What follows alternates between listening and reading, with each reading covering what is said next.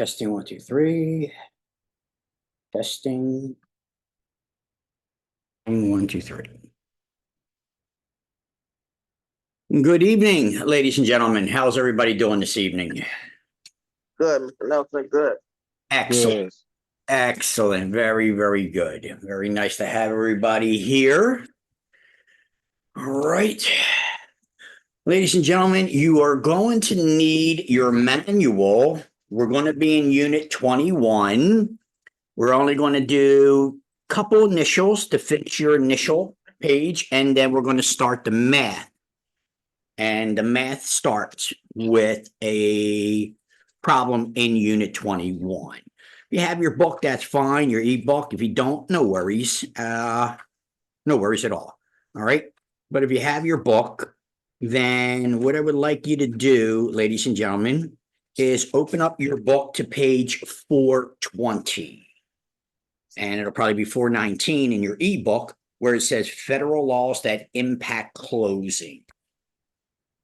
And we'll complete your initials that you have for your initial page, because I gave you a couple initials like TRID and LE and CD, but you didn't get them yet in CFPB. So we're going to complete that part and give you the rest of your initials and then start our math. Okay? All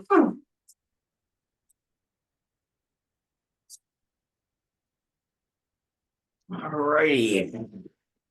So,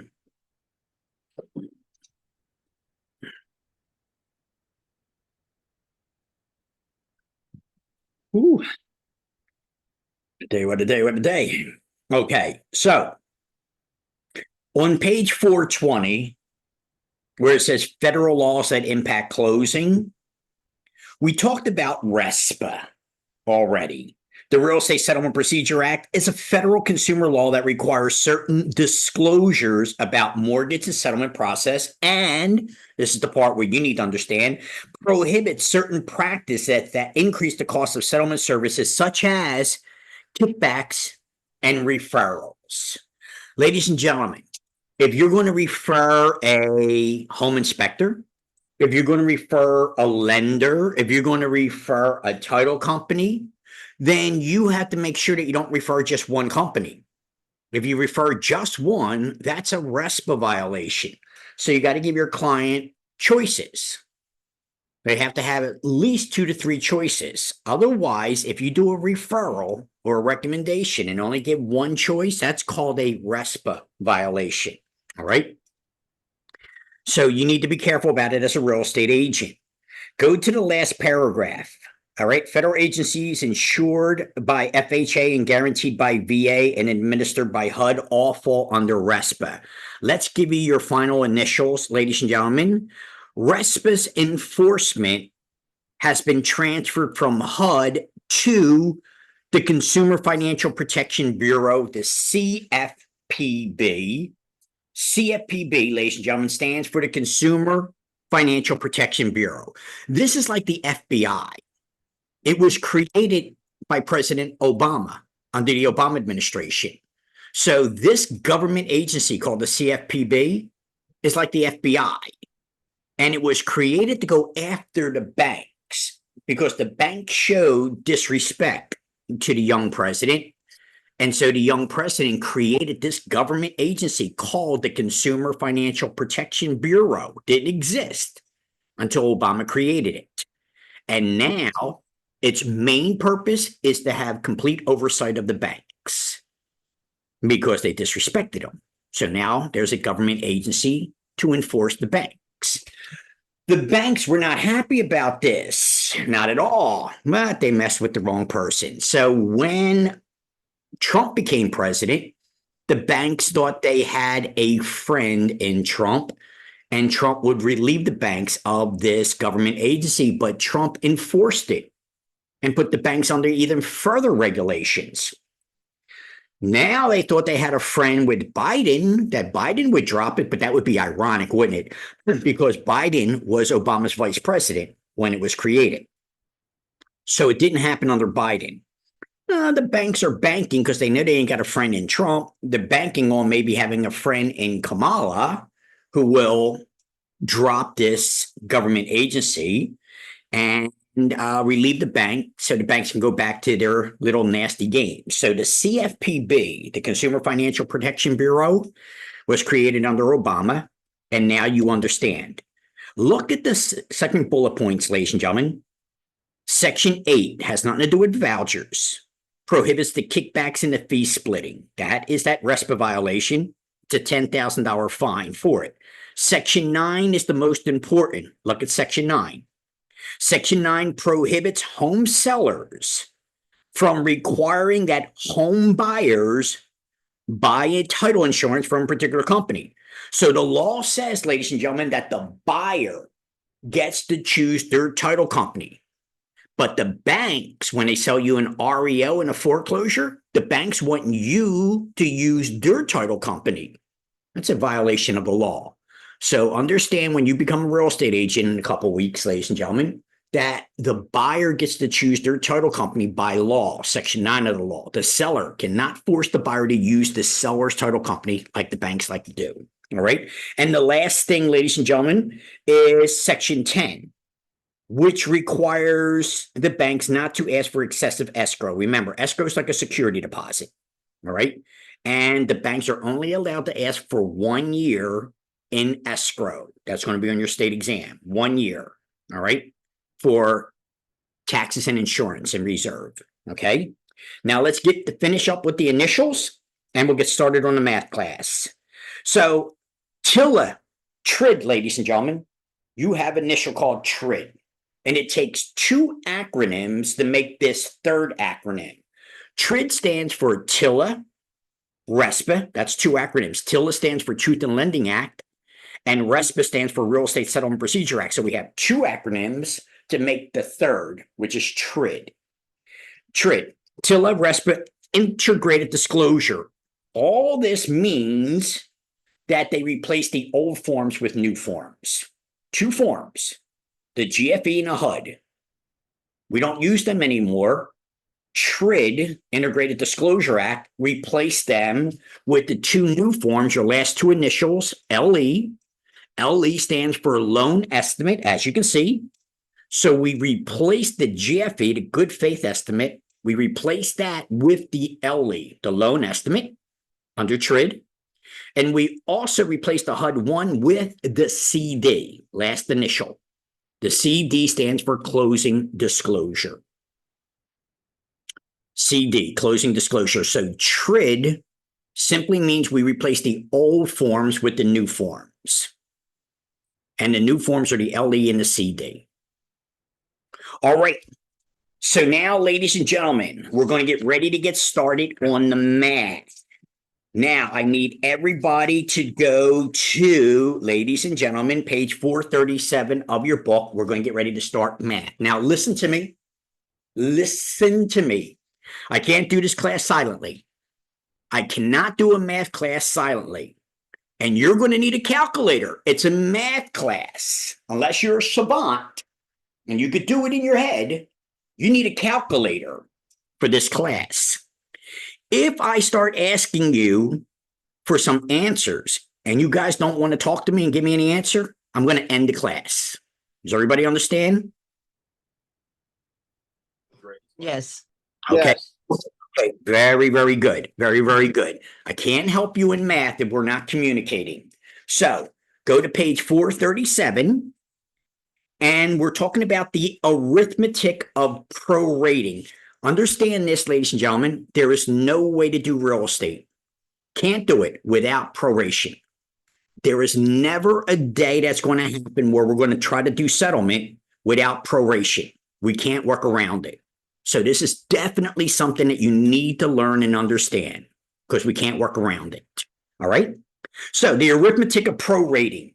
Accurate prorating involves the following four considerations: the nature of the item being prorated, whether the item is accrued or requires the determination of the earned amount, whether the item is prepaid and requires the determination of unearned amount, and what arithmetic process must be used. Now, what I'm going to do for you today, ladies and gentlemen, is I'm going to show you how easy math is. And I'm going to teach you math by the three variables. Once you understand the three variables in math, math is going to be very, very easy. So we're going to go over the three variables of proration right now. All right. The computation of prorations involves identifying a highlight yearly charge. Yearly charge. This is one of the three that you need to know. Yearly charge for the item being prorated. Then dividing it by 12 to determine Wait, a monthly charge. Go ahead. Mr. Nelson, you say 437, right? Yes, where you should. I'm on an ebook, so. Okay, so maybe it's 436 or 435, and it should say the arithmetic of prorating. Okay, got you. Okay. Okay. All right. So under the arithmetic of prorating, see those bullet points? Yes. On the very first sentence, highlight yearly charge. Got you. Okay. Okay, very good. Then the item will be prorated by dividing it by 12 to determine a highlight monthly charge. Got you. Okay. Good. And also, it is usually necessary to identify a daily charge, highlight the daily charge. These will be your three variables into doing this math called proration. Yearly, monthly, daily. All right. Now, look at the first bullet point, and we're going to get started in the math.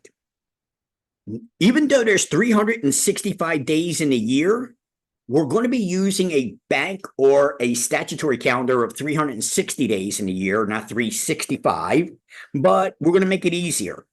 We're going to make it 12 months, and it's going to be 30 days. That means when we do our math, it doesn't matter if there's 28 days in the month, 31 days in the month, every month, all 12 of them will be calculated 30 days, which makes math even easier. We don't have to use the exact number of days. So every day, January, February, 30 days, our math, okay?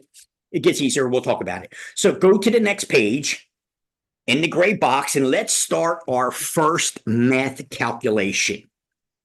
The calculation of proration. Assume a sale is to be closed on September 17th. What month is September, ladies and gentlemen? Is it the second month, the fifth month? What month is September? The 9th. Okay, now remember that. The 9th month.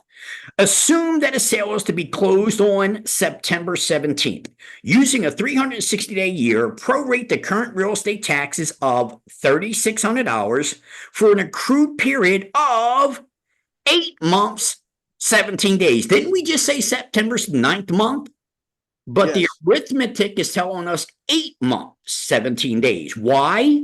Because we're only 17 days into the 9th month. We're not fully through September yet. So it'll be 8 full months and 17 days into that 9th month. This is where a lot of students get their math wrong, okay? First, determine the prorated cost of the real estate tax per month per day. Now, let's do this, ladies and gentlemen. I'm going to do it on the board, and you're going to follow along in the book. And remember, you need a calculator. So remember, ladies and gentlemen, let's turn this off. So remember, and let's bring this in a little closer, take this up. Okay, we should be good. The three variables. The three variables here will be yearly, monthly, daily. All right, these will be your three variables. And if we look at the book, it's telling us that we are starting off with our taxes that are $3,600 a year. So that gives us our first variable. $3,600. All right. Now we need to get these two, the monthly and the daily. So we're going to take this $3,600 and we're going to divide it by how many months are in a year? 12. Very good. So we take the $3,600 and we divide it by 12, as you can follow along in the book. And what will that give us?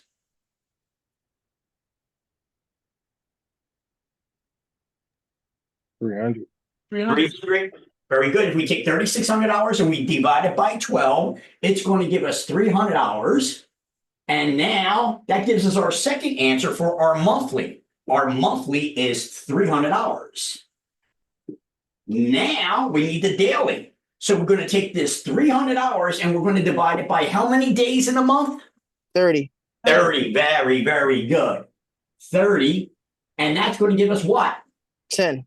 $10. Very, very good. $10. Now we have our three variables. See how easy this was?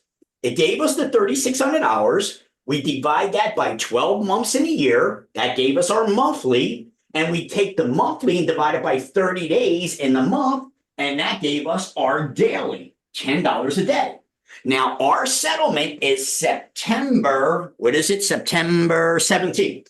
17. Okay.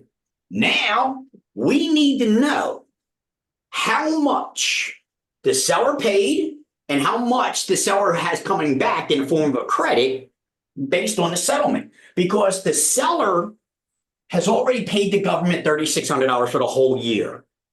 But the buyer's buying the property in September. Is it fair that the buyer gets the property for the next 3 or 4 months tax-free because the seller already paid the taxes for the year? That would not be fair. So the seller has to get money back because they paid the taxes for the whole year already, but they're moving out in September. They should get money back. This is called proration, a division of expenses between the buyer and seller evenly. But how much do they get back? So let's talk about it. So now we're going to take this $300 a month and we're going to multiply it by how many months? 8. 8. Because we're only 17 days into the 9. So always, always, always take 1 off. And this will be 8. This is where a lot of students will get their math wrong. They'll calculate it based on 9 months, but it's not. It's 8 months. 17 days, because remember, it's 30 days. But since we're only 17 days into the 9th month, we can't count it as a 9th month yet. So it's 8 full months. So we're going to take this $300, and we're going to multiply it by 8. And that's going to give us what? It's in your book. 2,400.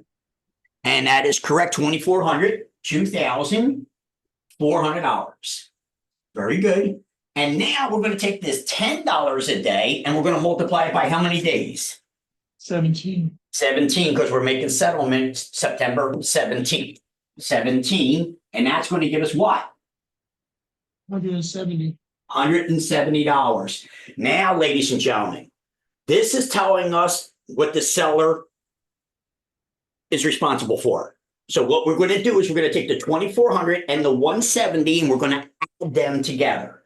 And what does that give us when we add 2,400 and the 170? 2570. All right, $2,570. This is what we call debit to the seller, right? Seller. That's what the seller owes. The seller lived there for 9 months. So the seller is responsible for this 2,570. So what we need to do is take this 2,570, bring it over here and subtract it from the $3,600 to find out what type of credit the seller is going to get back. So we take the 3,600 and subtract the 2,570. What do we get? 1,000. It's not 1,000. 1,100. No. Wait, hold on. I'm trying to look through the screen, the board. All right. That's the best I can do. Try to bring it a little closer, but it's pretty much the best I can do. So $3,600 minus 2,570 is what? 1,030. 1,030. Remember, you need a calculator, ladies and gentlemen. You need a calculator. So, is this 1,030 a credit to the seller or a debit to the seller? Credit. It's a credit. The seller's going to get this back. The seller is responsible for the 2,570, but since they already paid $3,600 for the year, they're going to get back $1,030. So this is a debit to the seller. Seller owes it, as we see here. And now this is going to be a credit to the seller. If it's a credit to the seller, then is it a credit to the buyer or a debit to the buyer? Debit. debit to the buyer, because now in this situation, we have Cornelius who's selling the property and I'm buying it. I will give Cornelius $1,030 because Cornelius already paid Uncle Sam. Uncle Sam already got their $3,600 for the year. But since I'm taking over the property in September, I will give Cornelius back $1,030 based on this day to credit him the difference between September through December. And I only have to pay $1,030 in taxes, not the $3,600, because Cornelius, the seller, already paid it all for the whole year. So it's a credit, so it's a debit to the seller, but also a credit to the buyer. No, it's a credit to the seller, a debit to the buyer, this $1,030. It can't be a credit to both. It can't be a debit to both. So I'm buying the property off of Cornelius. It's a credit to Cornelius, the seller, but I have to pay it. It's a debit to me, the buyer. So you pay that at closing. I do. And that goes back to the seller who already paid the taxes for the whole year anyway. The gas, the oil, electric, all these things have to be prorated so that it's an even split between buyer and seller the day of settlement, which is why we need to understand this. So first things first, ladies and gentlemen, we need to understand our three variables, yearly, monthly, daily. These three numbers will give us what the seller will be responsible for. And then once we find out what the seller is responsible for, we subtract it from what the seller already paid to determine the credit to the seller. Okay, Question. go ahead.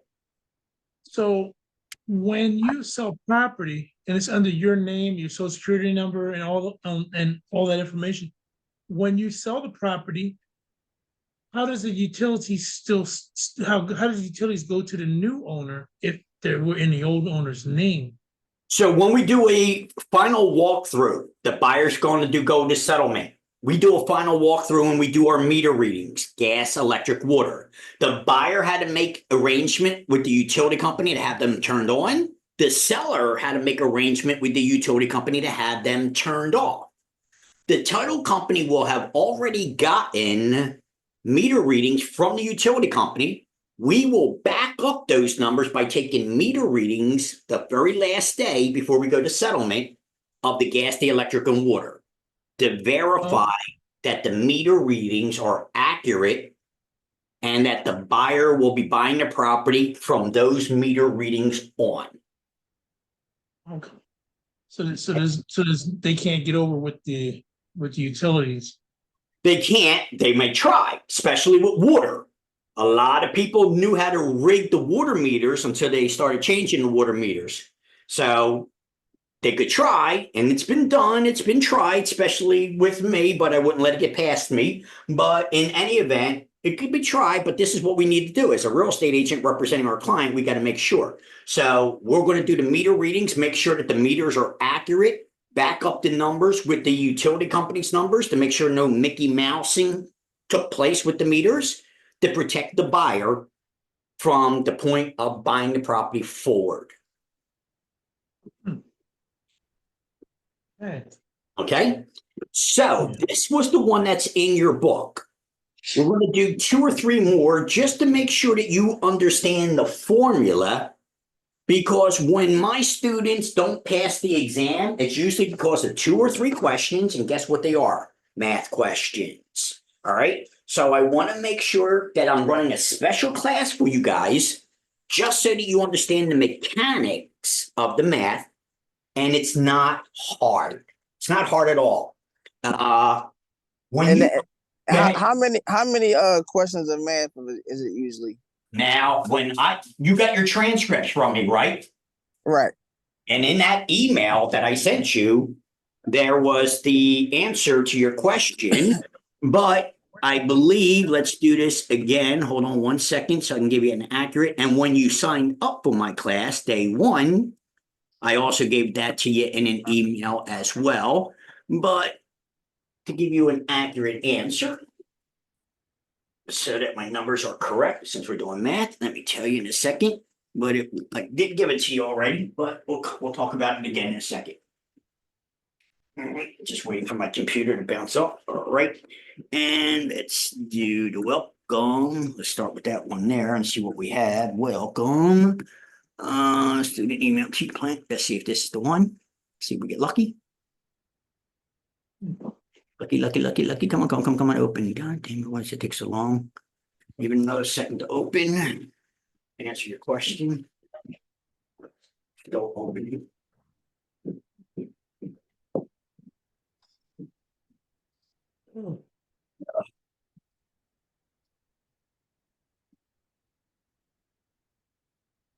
I want to say 90 national and 50 state, but I want to be sure. Okay, here we go. Hold on one No, second. no, I know that part was saying like just the math section alone, like just the math. Oh, I got you. I'm sorry. Okay, so it depends on the algorithm.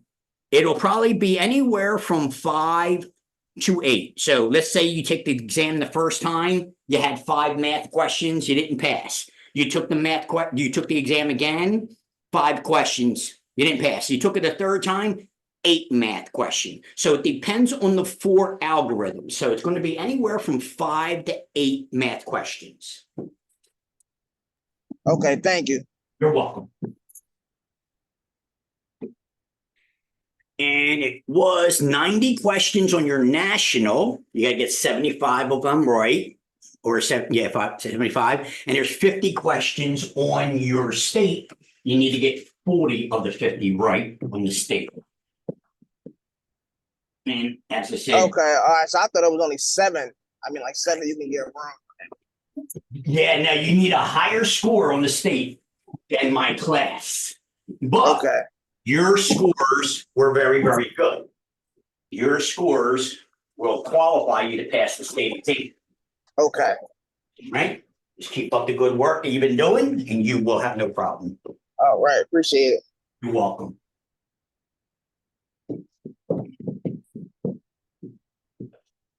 Great. So now, ladies and gentlemen, I need to make sure that you understand proration, because I can tell you for a fact proration is going to be part of the math that's going to be on your state exam. So I want to say focus on this for a little bit and make sure that you understand the mechanics of it. And once you learn, see, ladies and gentlemen, there's a reason that you're not allowed to learn math here in the United States. If you understood math and the process of math, your brain would work differently. And you'd be able to process things and figure things out a lot easier if you were able to calculate math. So you're prevented from learning math. And we say as children or youngsters that we don't need math. What the hell do we need math for? You need math for every freaking thing in life. Everything in life, ladies and gentlemen. Oh, I'm going to be a carpenter. Well, you better be able to take measurements, measure once, cut twice, or measure twice, cut once. I'm going to be an electrician. Well, you better be able to calculate diagrams. I'm going to be a chef. Well, you better be able to calculate recipes. There's nothing in life that does not include math. All right. Your child was born in 1986. How old are they? All right. It's now 3:00 in the afternoon. You got to be somewhere at 7:30. How much time do you have? You got math in every damn thing we do every single day. It's one of the universal language. So we're deprived of it. And I'm going to show you how easy math is. All right. So now, ladies and gentlemen, let's do this. Let's just say that our taxes are $5,000 a year. Okay. Remember the first things that we need. We need our yearly, monthly, daily. We're starting out with our $5,000. That's our yearly taxes, $5,000. How do we get to the monthly and daily? We're going to take the 5,000. We're going to divide it by what? Well, 12. 12 months in a year. And that's going to equal what? Now, ladies and gentlemen, you'll be surprised. Some of you won't even know how to use a calculator properly. You thought you did, but you're about to find out you might not know how to use a calculator. Is it 416? Okay. Now let's take a look. $5,000 divided by 12. It's 416. Is it 416. What number do you see on my calculator? Do you round up? 416 Yeah, Dude. 416. But it's not 416. What do you see on my calculator on the screen? 417? Four, No. four. See, here's the problem, ladies and gentlemen. You're so used to rounding off that you don't know how to use dollar and cents. So what we $4 have, and 66 cents. 67 cents. Oh, Ah, Oh, see, so Use you this all- last that- two. That's See? like That- old school math. In school, we and, used and to you're, take you're that. dealing with other people's money. Old school Okay. math is what you're going to have to use when you're dealing with other people's money here. Okay, All right. I got you. I got All you. right. Because this is their money. We got to calculate it right to the penny, not to the dollar. Got you. Okay. Okay. So now this comes out to $416.67. See how you did it? Yeah, now, Last two. yeah, erase it now. All right.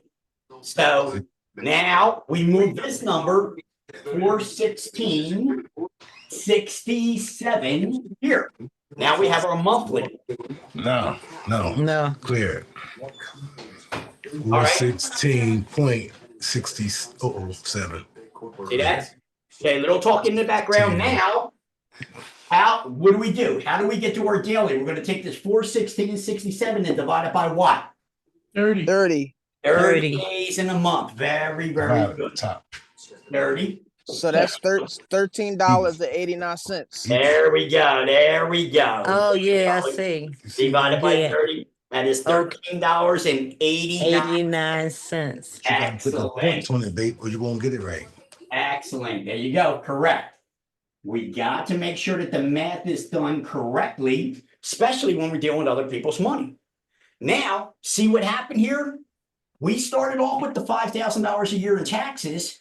And from there, we were able to come up with our three variables: our yearly, 5,000, our monthly by dividing it by 12, gave us our monthly, and dividing the monthly by 30 gave us our daily. See how easy that was? Got you. Give me a settlement date, any date. Give me a date. Let's do October 16th. Happy birthday, October 16th. All right. Boom. This is our settlement date. We're making settlement October 16th. So now we're going to take this monthly, this 416.67, and we're going to multiply it by how many months? 9. 9. Very, very good. Always take one away from the month because we didn't get to the whole 10th month yet. 9. So take this 416.67, multiply it by 9. What do we get? You get $3,750.03. That, ladies and gentlemen, does everybody have that answer?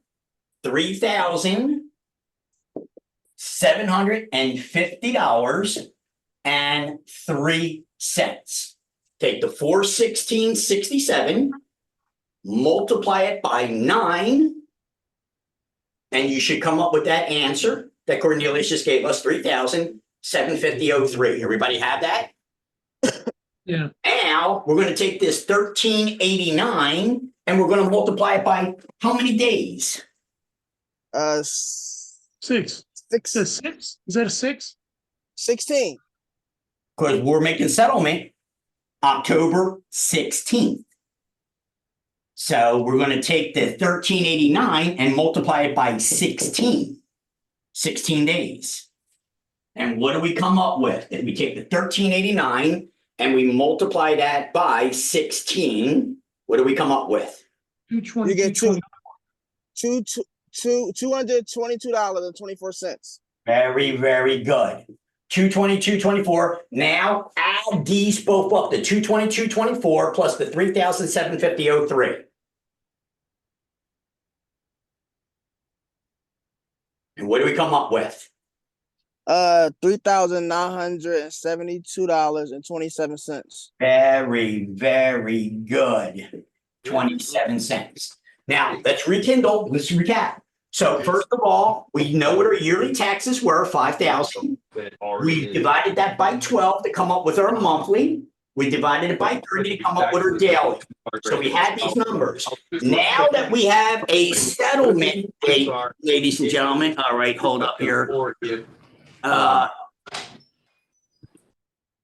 I think what's happening is you're getting a reverb of me. Let's do that. So I need you to be able to speak to me, but I have to have the background noise controlled, ladies and gentlemen. Okay? All right. So we have our variables. Now we have a settlement date. Our settlement date was October 16th. Now that we have a settlement date, we can now use these numbers to calculate debit to the seller. Seller. And this is what we came up with, $3,972.27. So we're going to take this $3,972.27 and subtract it from the $5,000. $3,972.27. Subtract it from the 5,000. And what do we get, ladies and gentlemen?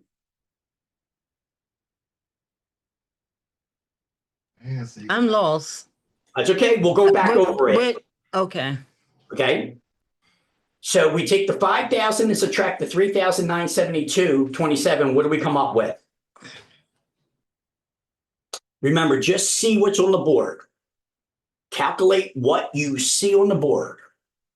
$5,000 subtract. $1,027.73. That is correct. $1,027.73. Is this $1,027.73 a credit to the seller or a debit to the seller? The credit. It's a credit. Credit. The seller's gonna get this back because the seller did not live there for the whole year. They sold the property in October. So they're going to get $1,027.73 back as a credit. This is what they owed from what they paid. They were responsible for this. So we subtract what they were responsible for. That gives us the credit that they're going to get back. So this credit to the seller will be a debit to the buyer. So now let's go over this again, ladies and gentlemen, so that you understand it, because some of you got a little lost on it. And I want to make sure that we understand exactly what's happening here. So again, not a problem. Let's do this. And let's do this. Let's do the same one. We're going to do 2 or 3 more because you need to understand the proration, right? If you don't understand proration, it's going to affect you. There's So no you always, it's always going to be one month less, right? So like one we had month the- less. so That we had is so we had the 10, and so you made it a 9. So then you had, if it's 31 days, you make it 30 days. yeah, always 30 days. So it doesn't matter how many days are in the month, 27, Gotcha. 28, or 31, we still calculate it as 30 days. That is correct. Gotcha. Makes the math easier. So we don't have to actually use exact days. So is this like the math that we're going to see on the exam? Exactly. I'm Oh, going that's to easy. show I you. get it now. It clicked. Very good. I'm going to give you in your chat questions that you're going to have in your math on the state exam in a bit. But before I do that, I want to make sure that you understand the recipe of this math. All right, understand how to decipher. So again, let's do this. So our taxes are $5,000 a year. And again, 3 variables. Once you learn your 3 variables, it's easy to do the math. So we now know that the taxes on this property, $5,000, and the seller has already paid the $5,000, January 1st, already paid for the whole year. Now we need to come up with monthly and daily. So we're going to take this $5,000 and we're going to divide it by what to come up to the monthly? 12. 12 months in a year. So $5,000 divided by 12 is going to be, and again, use your calculator because we need to calculate dollar and cents. All right. $5,000 divided by 12. 416.67. Yeah. Okay. So that's the answer you'll have. And understand it's $416.67, rounding it off to the nearest penny. Okay. That's $416.67. Your math has to work out We need dollar and cents. So now we got our monthly. We're going to take this 416.67 and we're going to divide it by what to get our daily? About 30. 30 days in the month. 30. Now take the 416.67 and divide that by 30. $13.89. See this? And that's what you should have. $13.89, rounding it off to the nearest penny. $13.89. All right. Now, Cornelius, what date did you give me? October what? 16th. Okay. So again, here's our settlement date, October 16th. This is our settlement date. We're selling this property on this day. So we need to know our math for this day. So we're going to take this 416.67 monthly and we're going to multiply it by how many months? 12. 9. No, 9. 9. Always take one off because we're not through the 10th month yet. We're only 16 days into the 10th month. So we're 9 complete months and 16 days into the 10th month. This is where most students get the math wrong. They calculate 10 months. Always take one off in a month. 9 months. So 416.67 multiplied by 9 months is going to be how much? $3,750.03. Very good. Again, ladies and gentlemen, dollar and cents. Dollar and cents. Very good. $3,750.03. Now we're going to take this 1389 daily a day and multiply it by how many days? 15 Right here. 16. or 16 in this case? Okay. Yes. Yes. So we don't take one off of the day. We only take one off of the month and use the exact number of days. So it'd be 16. 1389 times 16. And what does that come out to?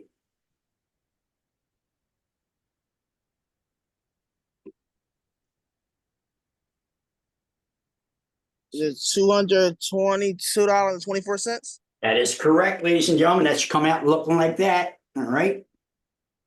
$222.24. Now, see how easy this was? We had our $5,000, divided it by 12, gave us our monthly, divide the monthly by 30, and that gave us our daily. Boom. And now we have our equation, our 3 variables. Now that we have these 3 variables, we need a settlement date. And using the settlement date, we can now do the equation. So 416.67 times 9 months, 3,750, and 1389 times 16 days, 222.24. Add these two together, ladies and gentlemen. Add the 3,750.03, add it to the 222.24. What do we come up with? 3972.27. $3,972.27. Is that what you have also, ladies and gentlemen? Yes. Very Yes. good. Now remember, what is this number? This is debit to the seller. Because when you take the state exam is going to want to know who's getting credit, who's getting debit. Debits and credits, okay? So we now know that the seller is responsible. They lived there for 10 months. So they were responsible for this, $3,972.27. So we'll take this $3,972.27, bring it up here to the money they already paid for the year, and subtract it from the money they already paid for the year. So take the $3,972.27, subtract it from the $5,000. $1,027.73. $1,027.73. The seller paid $5,000 for the whole year, but they're moving out in September, October. So that means they get money back. They're going to get 1,027.73. So is this 1,027.73 a credit to the seller or a debit to the seller? A credit. It's a credit to the seller. If it's a credit to the seller, is it a credit also to the buyer or is it a debit to the buyer? A debit to the buyer. Debit, you know, debit. for the rest of the There year. you go. The buyer's got to pay 1,027.73 to the seller to reimburse them for the remaining portion of their $5,000 of taxes that they did not use for the last 2 months. Because the buyer's buying it, the buyer's going to give the seller a credit. Why are they giving it to the seller? Because the seller already paid the taxes in the beginning of the year. Uncle Sam already got their money in the beginning of the year. So since the seller already paid the taxes, the buyer will be giving the seller 1,027.73. And that means the buyer's not paying $5,000 this year because the buyer's only living for there for 2 months before the year's over. So the buyer only has to pay 1,027.73 in taxes this year. Next year, they'll pay the whole 5,000. Warren, You had when you first see that number, when you see the number where it says 1016 and they paid the 5,000 for the year, when you first see that number, the first thing you see is, okay, that 1016 basically means what the seller is responsible for. And then the remaining 2 months, 14 days is what the seller. The buyer. The buyer is responsible for. that is That correct. number basically symbolizes that's what the seller owes. That's exactly right. Because proration has to be divided between the buyer and the seller evenly the day of settlement. The day that this deed transfers in, then all expenses from this day forward have to be evenly dispersed between the buyer and seller. This even disbursement of expenses is called prorations. Okay. That we're doing is called proration. So quick question. Sure. I'm trying to like put it in a way that I can remember it. So I put Y equals the yearly. So that's my yearly. So that's the number. That's the main number. Yes. So then I put the M, and for the M step, I divide it by 12 months, right? Yes, because the M stands for monthly. Okay. Divided by 12 months. That's correct. Okay, and then for the days, I multiply, right? Nope.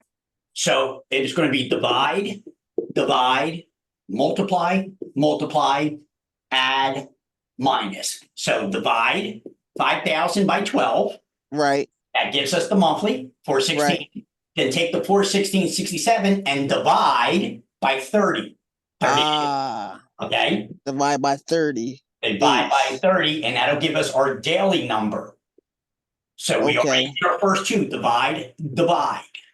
Now, Got you. we're going to take these numbers and multiply it by our date, month, and day. So multiply.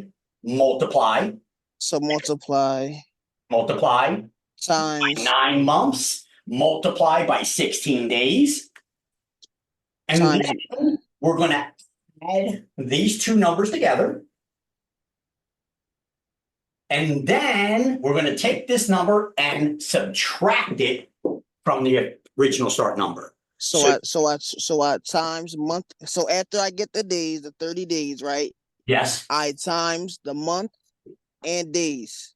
that's correct. Multiply, right. Month and days, and then I'm going to multiply.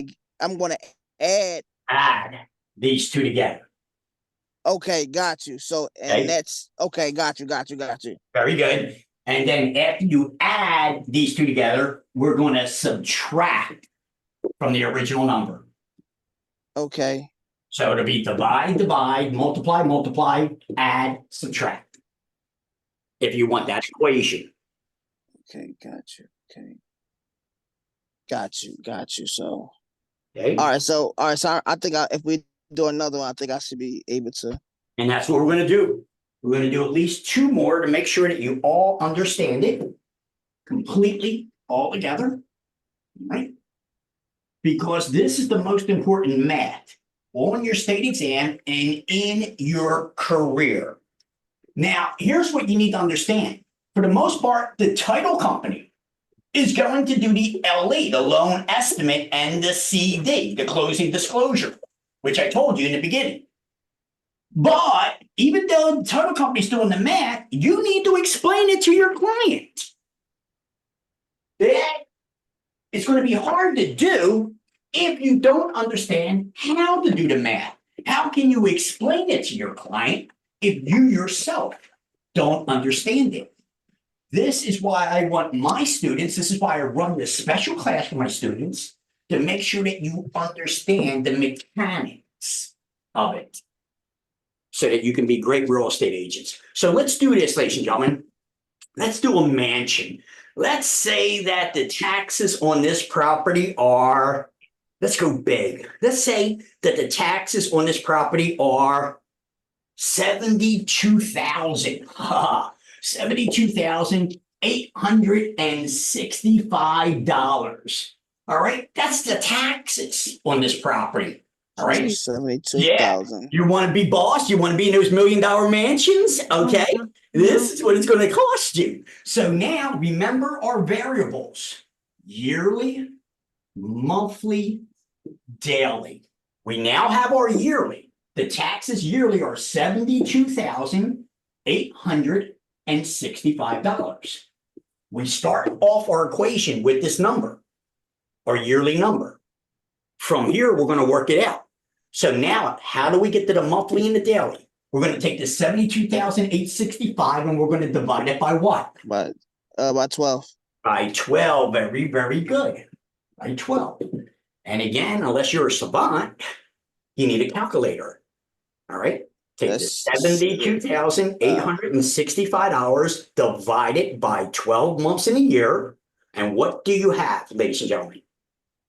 Is it 6,000? $6,072.33. I want you to do your numbers again. Calculate it again. Double check your numbers. Do it again. 72. $72,865. Divide that by 12. And what do we come up with? 65. 6,072 and 08 cents. And I didn't say you were wrong. I said I want everybody just to double check their numbers. And here's what you should be looking at: $6,072.08. Oh, 8 Because- cents. Yes, because these threes are under the number 5, it stays there. But once we go to 6 and above, then we go to the next penny. So is it six? I So see it's it back, yeah. $6,072 and And 83 8 cents. cents. 8 cents. And 8 Eight. cents. Excellent. Very, very good. Yep. And so now we got $6,072.08. Now let's put that here. 6,000, here's our monthly, $72.08. Now we got to get our daily. So what do we do with this number? We divide it by what? 6,000. By 30. 30. Yes, we're going to take this 6,072.08 and divide it by 30, Point. 30 days in a What's the month. cent on that? All right. 08. Divide that by 30. That's right. Damn. Yeah, So is it 6,000. $202? Go ahead. Multiply by two- 30. $202 and I thought I 40 did. 78 Let's cents. time it. No, 202. where's the decimal? Look at the decimal. $202 6,000. I'm lost. You don't do it. and 40 cents. 6,000. 6,072.08. So we took the 72,865, the yearly taxes, Point. and we divided it by 12. The right, put it in right now. That gave us Do it, because you got to do it. 6,072.08. What is it?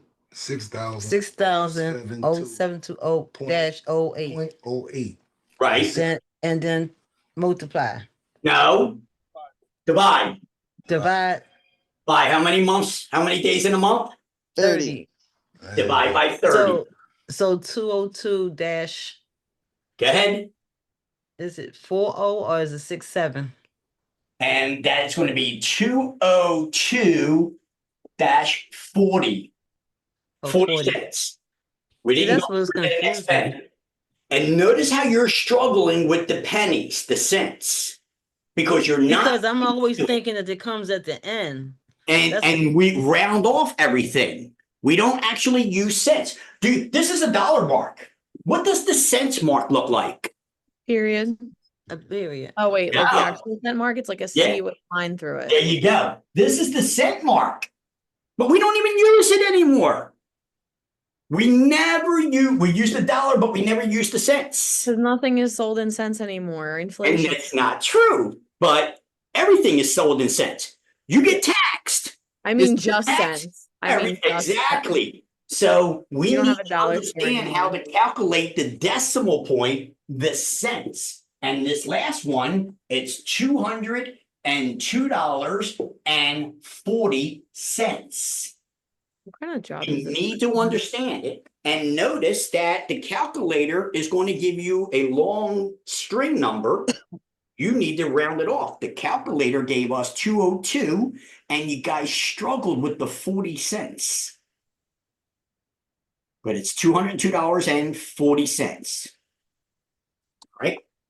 Now we have this. We have our three variables.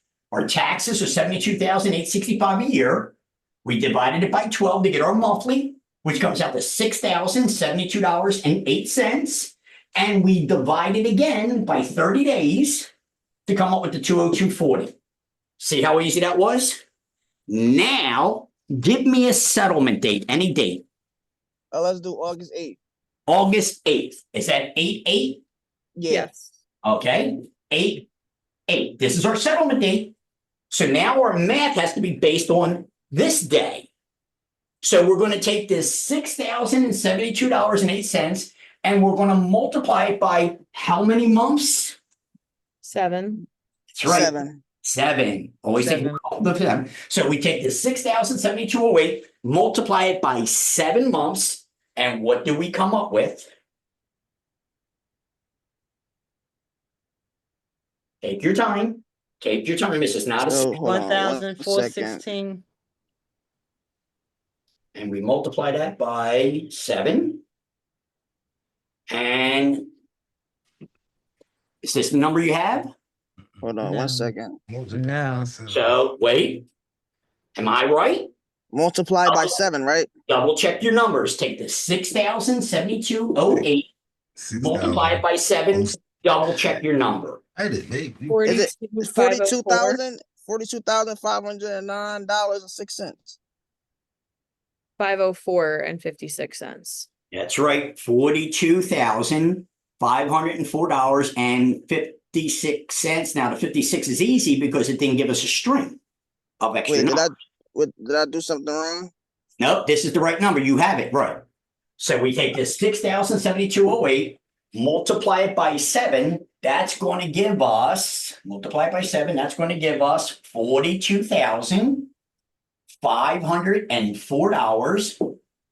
$42,504.56. Now we got the 202.40 per day. Based on how many days? 8 days. 8 days. 8 days. So take the 202.40, multiply that by 8 days. That's 504. Double check your numbers. No, I'm talking about for the previous one. Yes, 42,504.56. Now Okay. take 202.40, $202.40, multiply it by 8. What do we come up with? 1619.20. That's what I have, $1,619.20. $1,619.20. What do we do with these two numbers? The 42,504.56 and the 1,619.20. What do we do with these two? We add them. Add those two together. So add these two together. $44,123.76. Check your numbers. My numbers are a little bit different. Hmm. And your numbers are probably right. My number's probably wrong. Everybody check your numbers. I think Kelly's right and I'm wrong. Yeah, because 16, 19, and I saw it too, 20. Kelly. I saw Yeah. it too. And that's why I say, check your numbers. You're because- overcharging me by 4 cents, sir. I'm gonna have to sue you. Well, hey, you know what, ladies and gentlemen? You know what? What Kelly just said, that 4 cents, I had a settlement, 2 pennies. 2 pennies, 2 cents. It's not like you could throw 2 cents up on the table. I was Because kidding. if it doesn't balance, the whole thing could be off. It took us another month to settle because of 2 pennies. This is why I'm trying to teach you. So Kelly making a joke about 4 pennies is no joke for the bank. Double time. The numbers got to jive. The numbers got to balance the zero. 2 pennies, we're not balancing. So absolutely. So the number that we should have when we add these two together is $44,123.76. Okay, hold on, let me see. Let me And add then- this up. That's right. Add them together. So we got 42,504.56 cents. $42,504.56 plus $1,619.20. 44th, okay. Okay. Do you have this number? Yes. Yeah, yes. Very good. That's what we need. So we add them together and we come up with $44,123.76. 76 cents. What is this number? This number is debit to the seller. The seller lived there for 8 months. So the seller is responsible for this number, $44,123.76, debit to the seller. So now we take this $44,123.76 and we subtract it from the original number. Clear it out. Put the 72. $44,123.76. Subtract that. Put the 72,865. Now, so take the original number of You gotta put the point. $72,865 and now subtract Don't you see? the $44,123.76. And what do we have? All right. Point. Okay. Oh, baby. Oh, right? Now you subtract. I can't help that talk. Let it go. Take your time. Yeah, you get is it 28,741.24 cents? It's what I have. Does everybody have the same number? Yes, that's what I have. Yeah.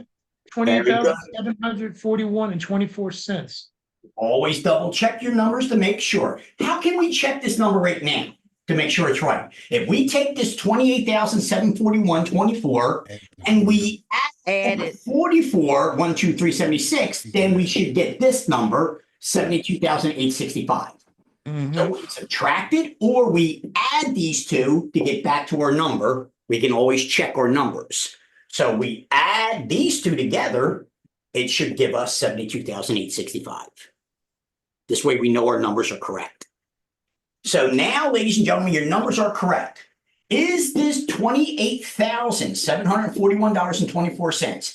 Is it a credit to the seller or a debit to the seller? Credit. It's a credit. The seller's going to get this back because they are moving out in the 8th month. So Okay, I know I probably missed it, but how you know if it's a credit or it's a debit? okay, because we started off with the seller paying this amount, 72,865. Okay, All this, Cornelius, tells us what the seller is going to be responsible for out of that 72,865. So the Okay. yearly, monthly, daily is going to tell us what the seller is responsible for. This number here. right, okay, Once we get this number here, then we're going to subtract it to figure out the credit. We now know what the seller's responsible for. Now we take that number and subtract it from what they paid already to right, determine their credit that they get back. okay, And that means this is a debit to the seller. All this is what the seller owes. Here it is up here. Now we subtract it from what they already paid. to get what is coming back to them. And that's how we get credit to the seller. Okay, What's the now one? what about debit? Now, if this is a credit to the seller, who's paying for it? Is it a credit to the buyer or is it a debit to the buyer? Debit. It's a Debit. debit. The buyer has to pay this. So the buyer, here's a debit to the seller. The buyer has to pay this because the buyer lived there for 8 months and 8 days. So this here's a debit to the seller. They're responsible for this. But since Okay. they paid all of this already, we subtract what the seller's responsible for, debit to the seller. We subtract that from what they paid to get the credit coming to the seller. Okay. Is that because they still living in the house? Well, they were living up there until we sold it. We just sold this property on 8/8. But So this they is for not- 12 months. We paid for 12 months, but we're not living there for 12 months. We are moving out on the 8th month. So whatever's left over, it goes to the Seller. buyer, the No. seller, The the seller. I meant to say Right. seller. The Yes. seller already paid for the whole 12 months, but the seller's moving out on the 8th month. So that means they're going to get 4 months back, right?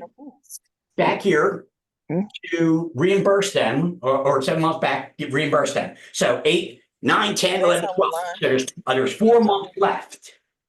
So since there's still 4 months left in a year, they're going to get back this 4 months of taxes because they're moving out on the 8th month. So Okay. They're going to get a credit. so on an exam, they're gonna ask you, was it debit or credit? That's exactly right. The exam's going to ask you debits, credit. Who gets the debit? Who gets the credit? Is And the the way that debit- you're going to figure it out is by using my equation, yearly, monthly, daily. The yearly, monthly, daily is going to tell us what the seller's responsible for. And then we subtract what the seller's responsible for from what they paid to get the credit. Okay, so regardless, so I'm confused, like not confused, but Okay, take your time. regardless, we're gonna get a right number, and we just got to figure out which one is for the credit or debit once we do our math. So it's a standout once we do our math correctly, right? And I'm going to do one more, and then in your chat, I'm going to give you a state question that you will answer. Okay. Quick Okay. question. Go Is- ahead. Is your credit to your seller and your debit to your buyer always going to be the same thing? No, because Synonymous? we're using a different number for our taxes, and we're using a different settlement date for each buyer. No. I mean, like your credit to seller and debit to buyer, are those synonymous terms? Yes, they are synonymous terms. Okay. Thank you. All right. And Yeah. so the question is, will the exam use those specific examples of credit to the buyer, debit to the seller? Yes. Yes, So credit to seller will always equal debit to buyer. it will, because who's paying it? Credit to seller always equal debit to buyer. Oh, so it's always gonna be. I already got this from we earlier today. I was always on the gonna have the class earlier same today. number, right? That is correct. Yeah. Gotcha. So if the Okay. seller's getting a credit of 28,000, who's giving it to them? The The buyer. buyer. So it's going to be a debit to the buyer. It cannot be a credit to the seller and a debit to the seller, and it can't be a debit to the seller and debit to the Okay. buyer. So it's going to be a credit to one and a debit from the other. One gets, one gives. Okay. Okay. And we're going to do one more, and then I'm going to test you guys to see how well you do on your state exam. This is the hardest part, this part of the math. After this, the math gets much, much easier. But if you can understand how to do this, then the rest of the math is going to be very, very easy. I And like that. it's not hard. What's hard is you getting past a block that you have been conditioned. You have been conditioned not to know math. You have been conditioned to sit in class and do nothing. You have been conditioned. And notice that schools do this. They make math probably the 3rd period class. Because if you fuck up in math, then you're going to fuck up the rest of your day. And that's what they do. And so understand. And if you get frustrated, then your whole day's shot because you were frustrated with math. You couldn't figure it out. So now you couldn't figure it out. So now you feel like a dumbass. I'm just too stupid. I can't do it. That's design. That is conditioning. So you need to understand that I want to get you past the conditioning and notice that you are figuring this out. You are doing the math. You didn't need to cheat. You are doing it in your brain. You're figuring it out. So now let's do something a little bit more sensible here, ladies and gentlemen. Let's just say that the taxes are $7,200 a year, right? Remember, yearly, monthly, daily. Let's do the first part. We're starting with the number $7,200 a year in taxes. The seller already paid the taxes, $7,200 for the whole year. What do we do to get to the monthly and daily? We're going to take the $7,200 and we're going to divide it by what? 12. 12 months in a year. Very good. 12. So do that. Take your time. No rush. Double check your numbers. $7,200 divided by 12 months. 600. Everybody got that? 600? Yes. Very easy. Very good. 600. $600. Excellent. So that gives us our second equation. $600. Boom. And now we're going to take the $600 and divide by how many days in a month? 30. 30 days in a month. Very good. 20. Yeah, see that? See that? You guys are doing good. That comes out to $20. Boom. And look how easy that was. See that? How quick that was? We did this equation. We had our yearly, and we were able to calculate our monthly and our daily by dividing by 12 and dividing by 30. And now we got our answers. Now, a settlement date. And I'm going to give you the settlement date. The settlement date is going to be January 19. 1/19. That's our settlement date. Okay? So we're going to take this $600 and we're going to multiply it by how many months? 0. Zero. Zero. Zero. Always take one off. So it's 0. All right. 0. So $600 times 0 is 0. 0. Very good. Total should be Now we're going to take the $20 a day and multiply it by how many days? 19. 19. Very good. 19. And now $20 a day times 19 is what? 380. $380. Now Yo, add these both together. Okay, so remember, we're making settlement January. I just paid $7,200 on January 1st. And don't you know 17 days later, 18 days later, I'm selling the property? Would it be fair that I just paid $7,200 in taxes? Kelly's buying the property and she gets it for the whole year tax-free. I'm screwed. Would that be fair? I like it. I know you do, but that's not how it goes. So now we got to do prorations because it's Kelly's property on the 19th. But I already take taxes for the whole year. So $600 times 0 months because she's buying it in January, and $20 a day times 19 because it's January 19th, 380. So take the 380 plus the 0, add them together. What do we got? 380. 380. 380. Very, very good. And my marker is running out of ink. All right. 380. And remember, this is what the seller is responsible for. Debit to the seller because the seller did live there for 19 days. So the seller is responsible for the 380. So let's take this 380 and subtract it from the 7,200. And what do we get? 68.20. $6,820. And I'm sorry, my marker's running out. I'm in a little bit of trouble. It's my last marker. Okay. So see, this $6,820, debit to the seller or credit to the seller?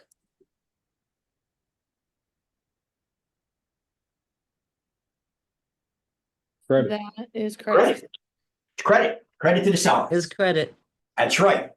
Because I just paid $7,200 in taxes, but I'm moving out 19 days later. So I'm going to get a lot of my money back because I'm moving out 19 days later, I'm going to get $6,820 back from Kelly, who's buying the property. So it's going to be a credit to me, the seller. Is it a credit to Kelly, the buyer, or is it a debit? Debit. Debit. It's a debit. Now, understand, instead of Kelly paying $7,200 for the year of taxes, since she's buying the property 19 days into it, she's only going to be paying $6,820 this year in taxes. She'll reimburse me and give it back to me because I already gave Uncle Sam the $7,200. And now Kelly's paying $6,820 this year for the taxes because she's moving in on the 19th. Does everybody understand that? I don't know, where do I keep getting confused? We did the days. Hold on. So I got the day plus the month is the 380 plus 0 equals 380. So then I do the yearly, which is 7,200. Yes, that's correct. We started out with that. 7,200. Right? I'm subtracting it. You're subtracting the 380. Subtract 380 from 7,200, right? That's correct. Okay. All right, I got you. So I'll do that. And so remember, divide. Then we're going to multiply. Then we're going to add. Add. And then we're going to subtract. This is your equation. So your first thing is you came up with your $7,200 for the year, divided by 12, gave us our 16. Take the 600, divided by 30, gave us our 20. So this is how we have our three variables, 7,200, 600, and 20. Divide, 12, 30. Now that we have these numbers, we got to use a settlement date. The settlement date is what we're going to use these numbers with. So it's $600 a month, because we took the $7,200, divided it by 12, gave us 600, and we multiply it by 0 because we take 1 off the month. So it'd be 0 months. So $600 times 0 is 0. I never quite understood that, to be honest with you, but in any event, you're taking a full number, making it nothing, but in any event, $600 multiplied by 0 is 0. No months.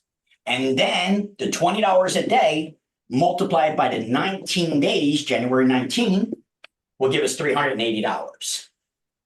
Wait. Go ahead. I thought you divide the 600 by 0. No. Divide this. No. Multiply. These are your only two divisions. Starts up here. So to get these three numbers, yearly, monthly, and daily, you use division. So Okay. the 380 goes back to the Oh Well, God. let's finish Cornelius first. Hold on, Donald. So let's finish Cornelius first. So Cornelius, divide is up here to get you your yearly, monthly, and daily. But what we're going to do with the 600 and 200 is multiply. Okay? We got these numbers through the division. Take the yearly, divide it by 12, gave us that. Take the monthly, divide it by 30, gave us that. So we got these numbers through divide. Now that we have these numbers, Cornelius, we multiply them by the month and the day. Okay? Multiply. Okay. Now we multiply 600 by nothing is nothing. $20 by 19 days, 380. So now when we have these numbers, we multiply. Once we come up with those two numbers after multiplying, we add them together. Okay? And Okay. Donald's question is we now take this number and subtract it from our original number to come up with the credit back to the seller. So it will be divide, gives us these numbers here, divide. Then with these numbers, we multiply by the month and we multiply by the day. That'll give us these numbers. After we multiply the month and the day, then we add them together. That will tell us what the seller is responsible for. debit to the seller. Then we take this number and subtract it from the original number to find out what the credit is to the seller. Divide, multiply, add, subtract.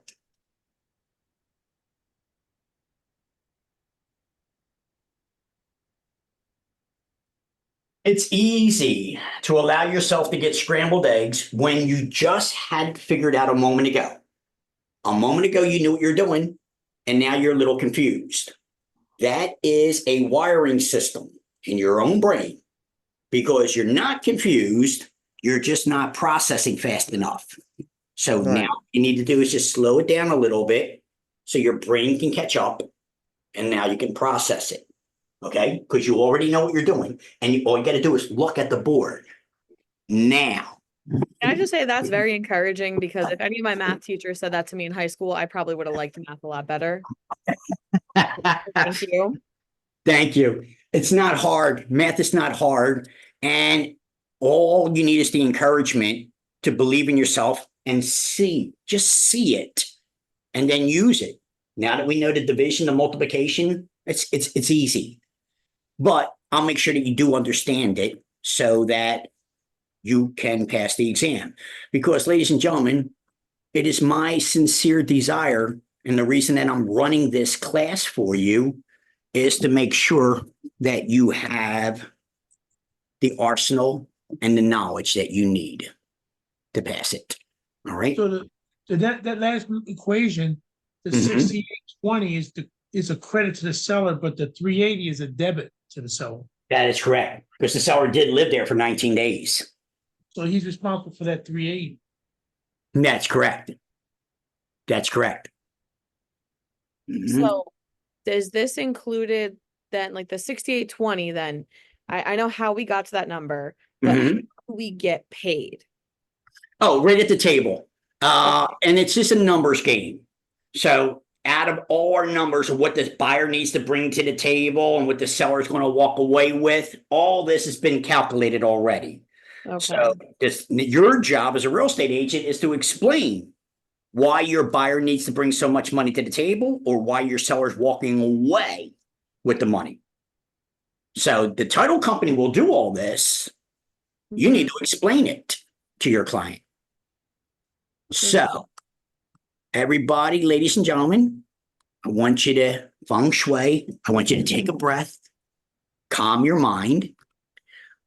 In the chat, ladies and gentlemen, I want everybody to say hello to me, okay? Hold on here. Let me go here. Hold on. Chat. Who's messing with my chat? Okay. Hello. Everybody reply to me, please. And there it is, me. It's coming up. Kelly, hello. Cornelius, hello. Devin, hello. Jeanette, hello. And Donald, hello. All right, ladies and gentlemen, are you ready? Here we go. There is your question. Take your time. Remember what you see on the board and see if you can come up with the right answer, A, B, C, or D. Okay? Take your time.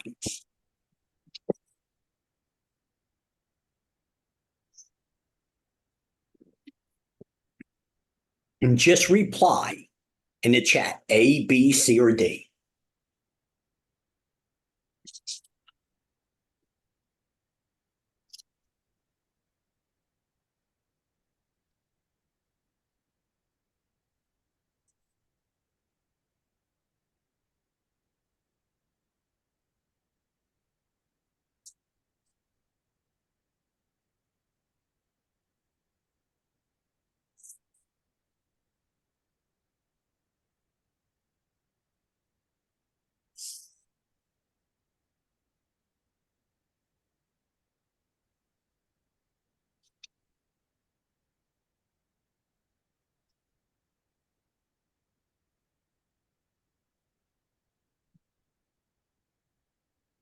Do your math first.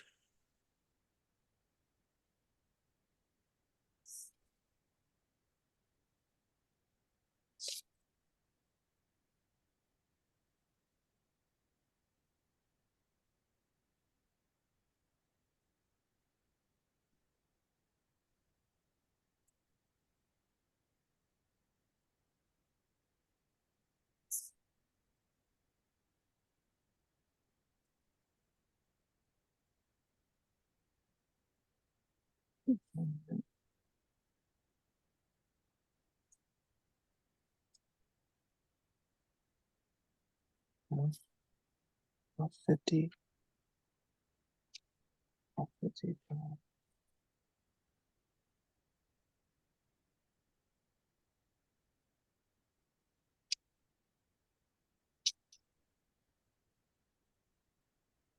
$50 times 0.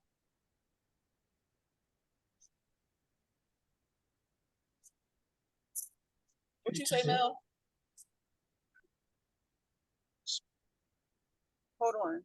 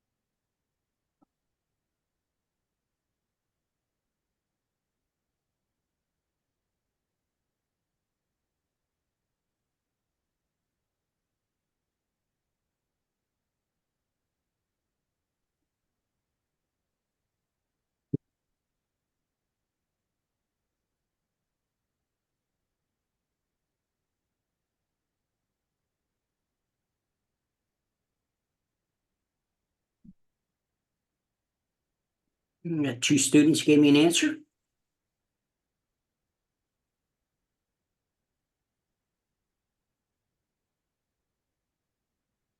Then let's do this. Hopefully I have enough ink left. All right, let's do this board and figure out what our answer is. I said B, but I think it's C. Well, let's find out. Because I don't want you guessing and I don't want you cheating. I want you to figure it out. You didn't know how to do it. All right? And you do know how to do it. So let's figure it out. Make sure that we have it.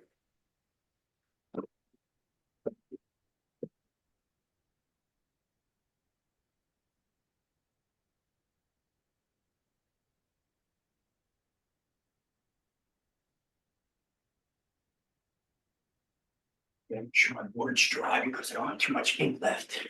What board? Gotta get it done. Okay, so we got the problem here, ladies and gentlemen. And the problem says that our taxes for the whole year have been $1,800. $1,800 is our taxes for the whole year. Boom. And that starts right here, $1,800. Now, we need monthly and daily. So we're going to take the $1,800 and divide it by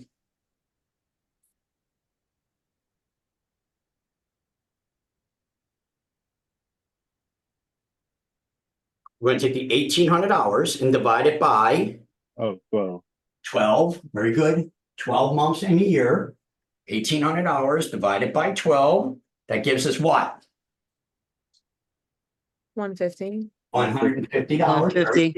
Very good. Now we got the 150 here. Good. And we're going to take this 150 and divide it by how many days in the month? 30. 30. 30. Very good. And that's going to give us what? 5. 5. $5. Boom. $5. So this is what I want you to do first of all. Your yearly, monthly, daily. $1,800 divide by 12, give us our monthly, divide it by 30, give us our daily. This is what I was trying to teach you.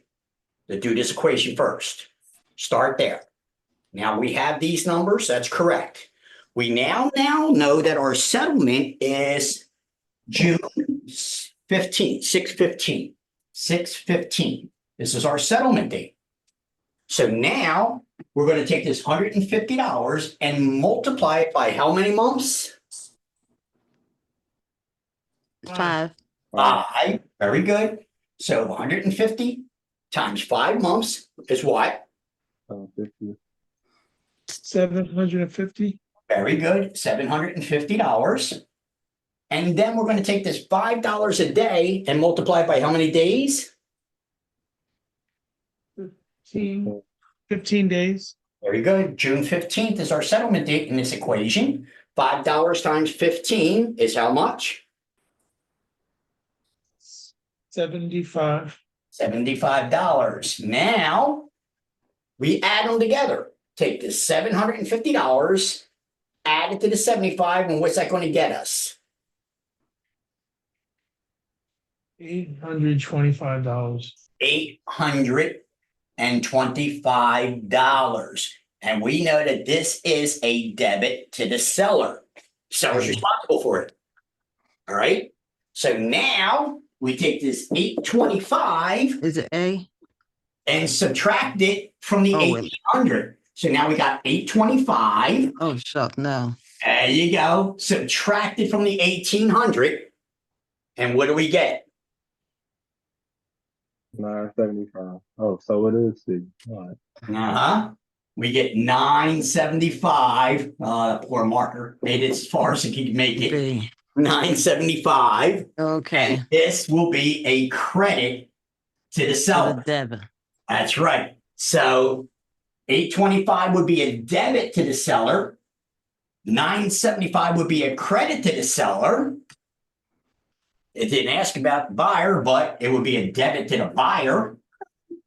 What is our answer? Now that we have this and this, what is our answer? B. Right?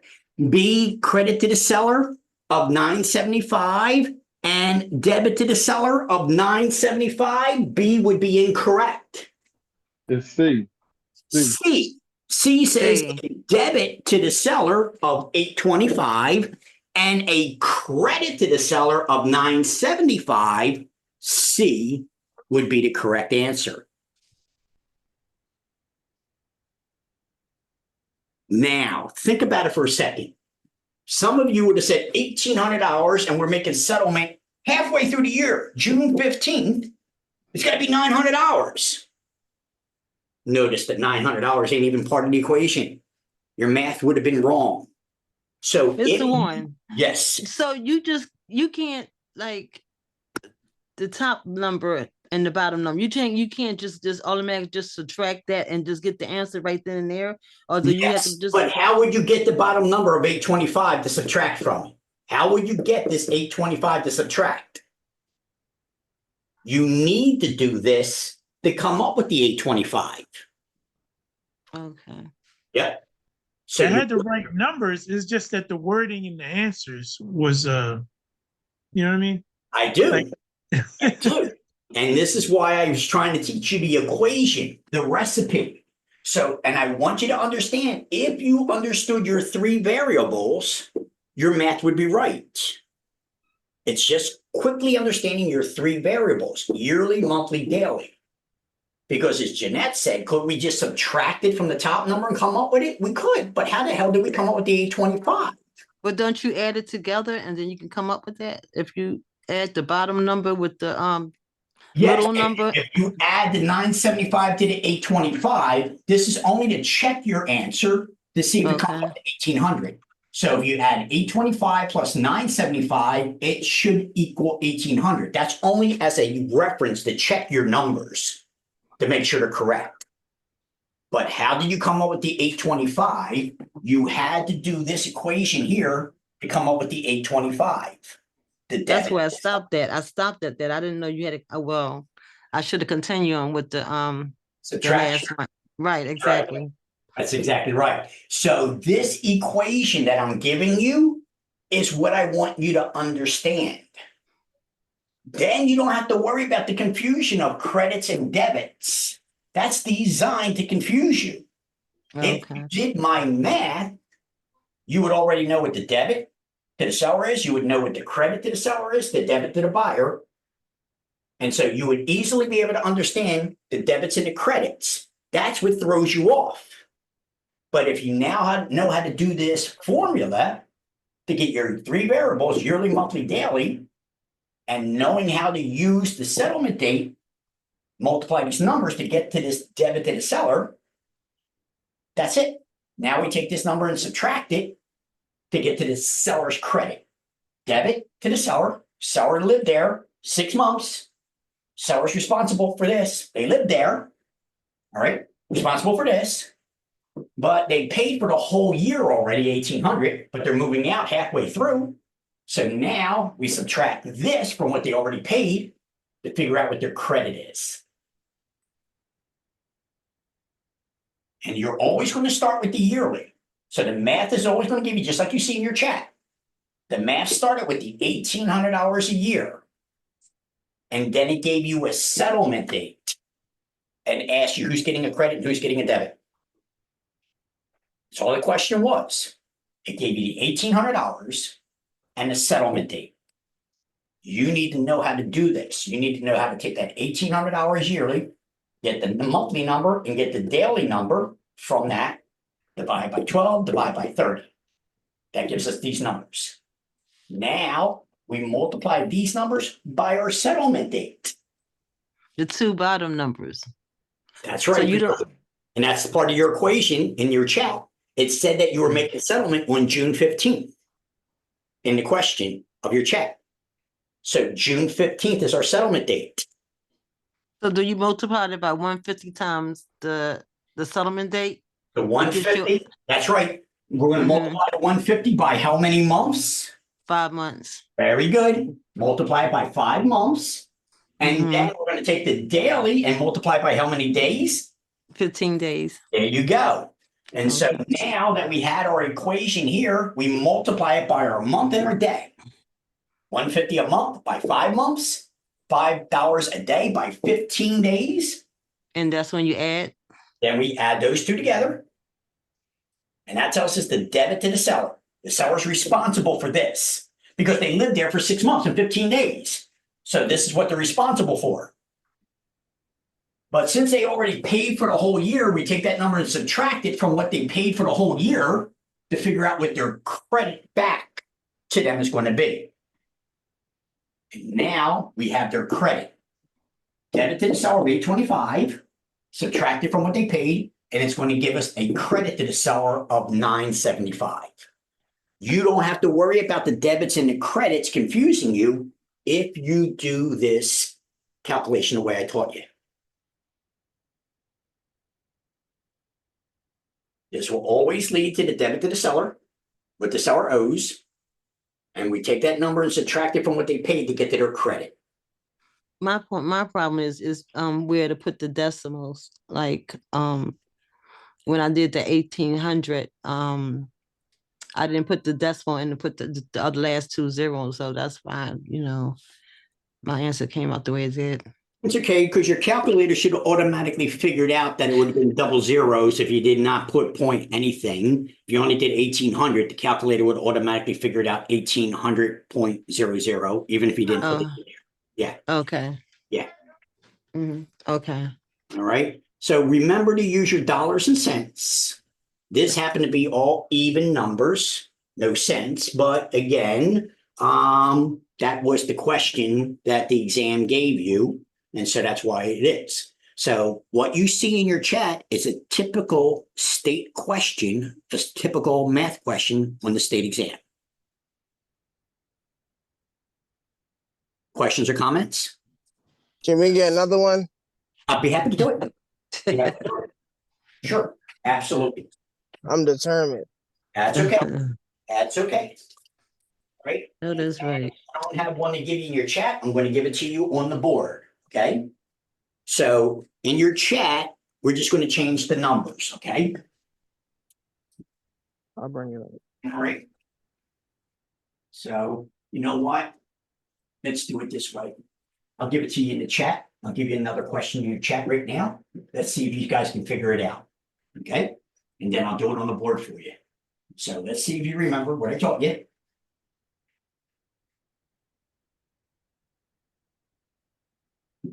And thinking maybe to do that, you know what? So we'll have to do it this way. We will have to do it this way. All right. So, one more second, and I'll give you another one. Let's see if these guys can figure it out. Because I know you can.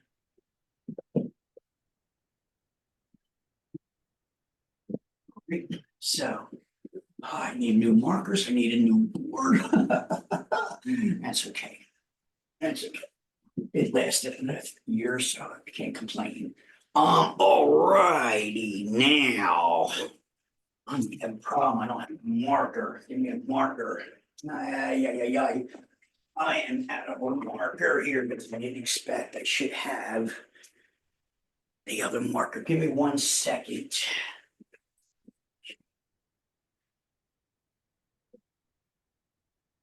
You know what? Hold on.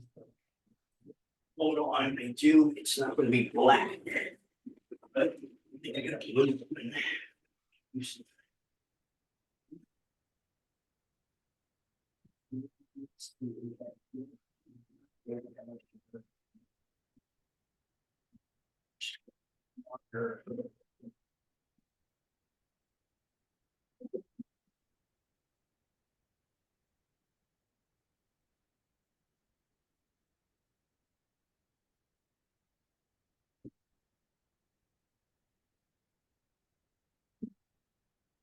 Here we go, here we go, here we go.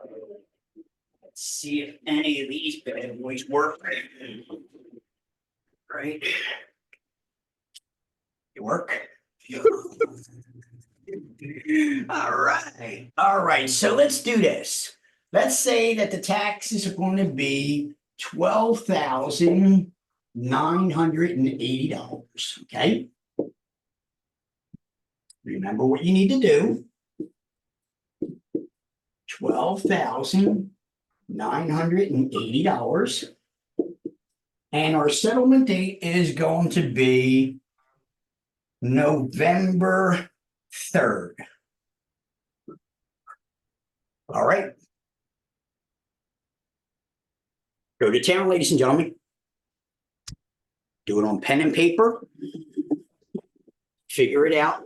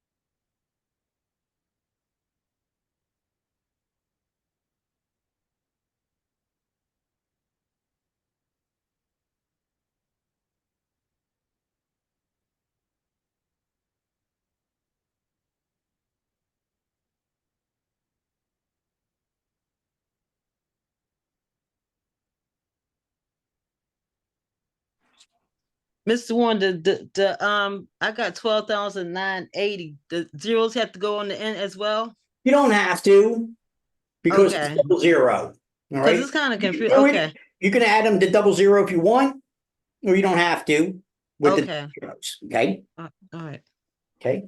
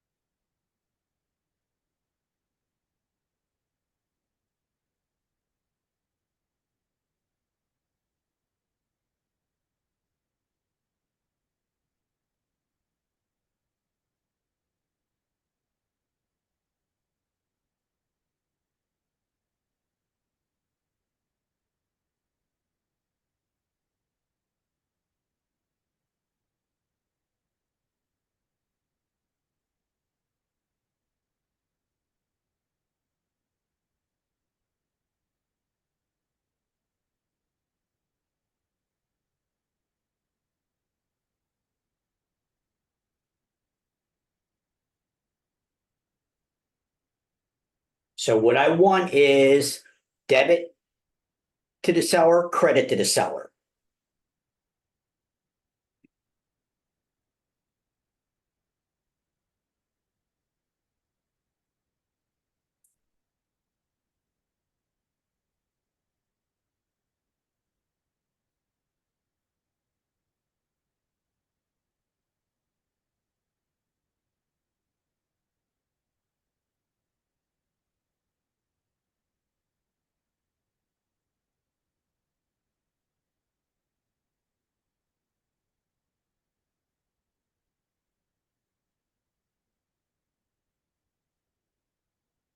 What did you want?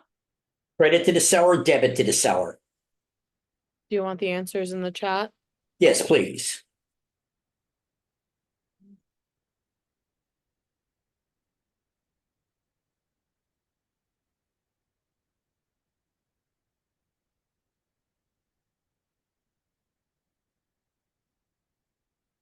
I'm sorry. We're using on the board. You couldn't possibly give me A, B, C, or D. Okay, I'm sorry. I see it. Okay, Cornelius, very good. Giving me my first answer. And Cornelius, is that answer a credit to the seller or a debit to the seller? Credit. Okay.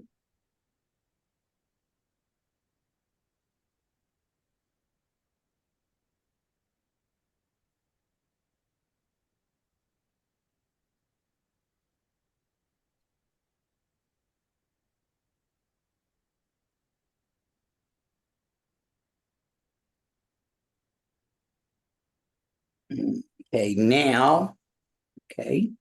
Kelly. Kelly, you're correct. Almost correct. Almost correct. Remember, it's all going to come back to 12,980. So double check your numbers, your credit and your debit, to see if it comes back to 12,980.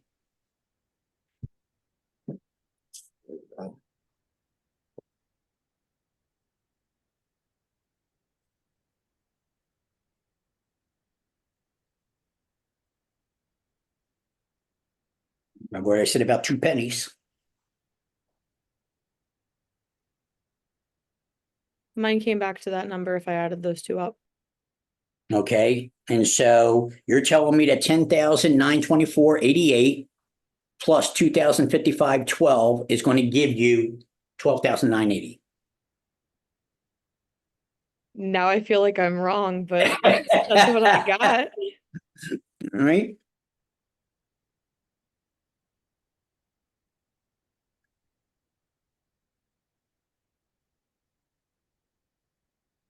So Mr. Warren, the yearly is already there. So I don't have to worry about the yearly. That's right. The yearly, I'm starting you off with that. I'm giving you the yearly and the settlement date.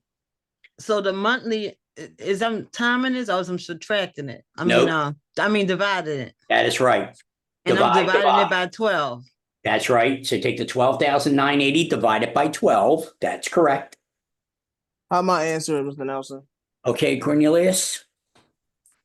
All right, Cornelius, 2,920. Oh, so close. So close. Cornelius, if you take your 10,926.38 and you add 2,053.68, will it lead you to 12,980? So add those two together and see if it comes out to 12,980. Okay, now I got the Okay, so now that you got your monthly, right. divide the monthly by 30 days. Okay, divided. Okay, Oh, yeah. It say that, but the pennies, I guess.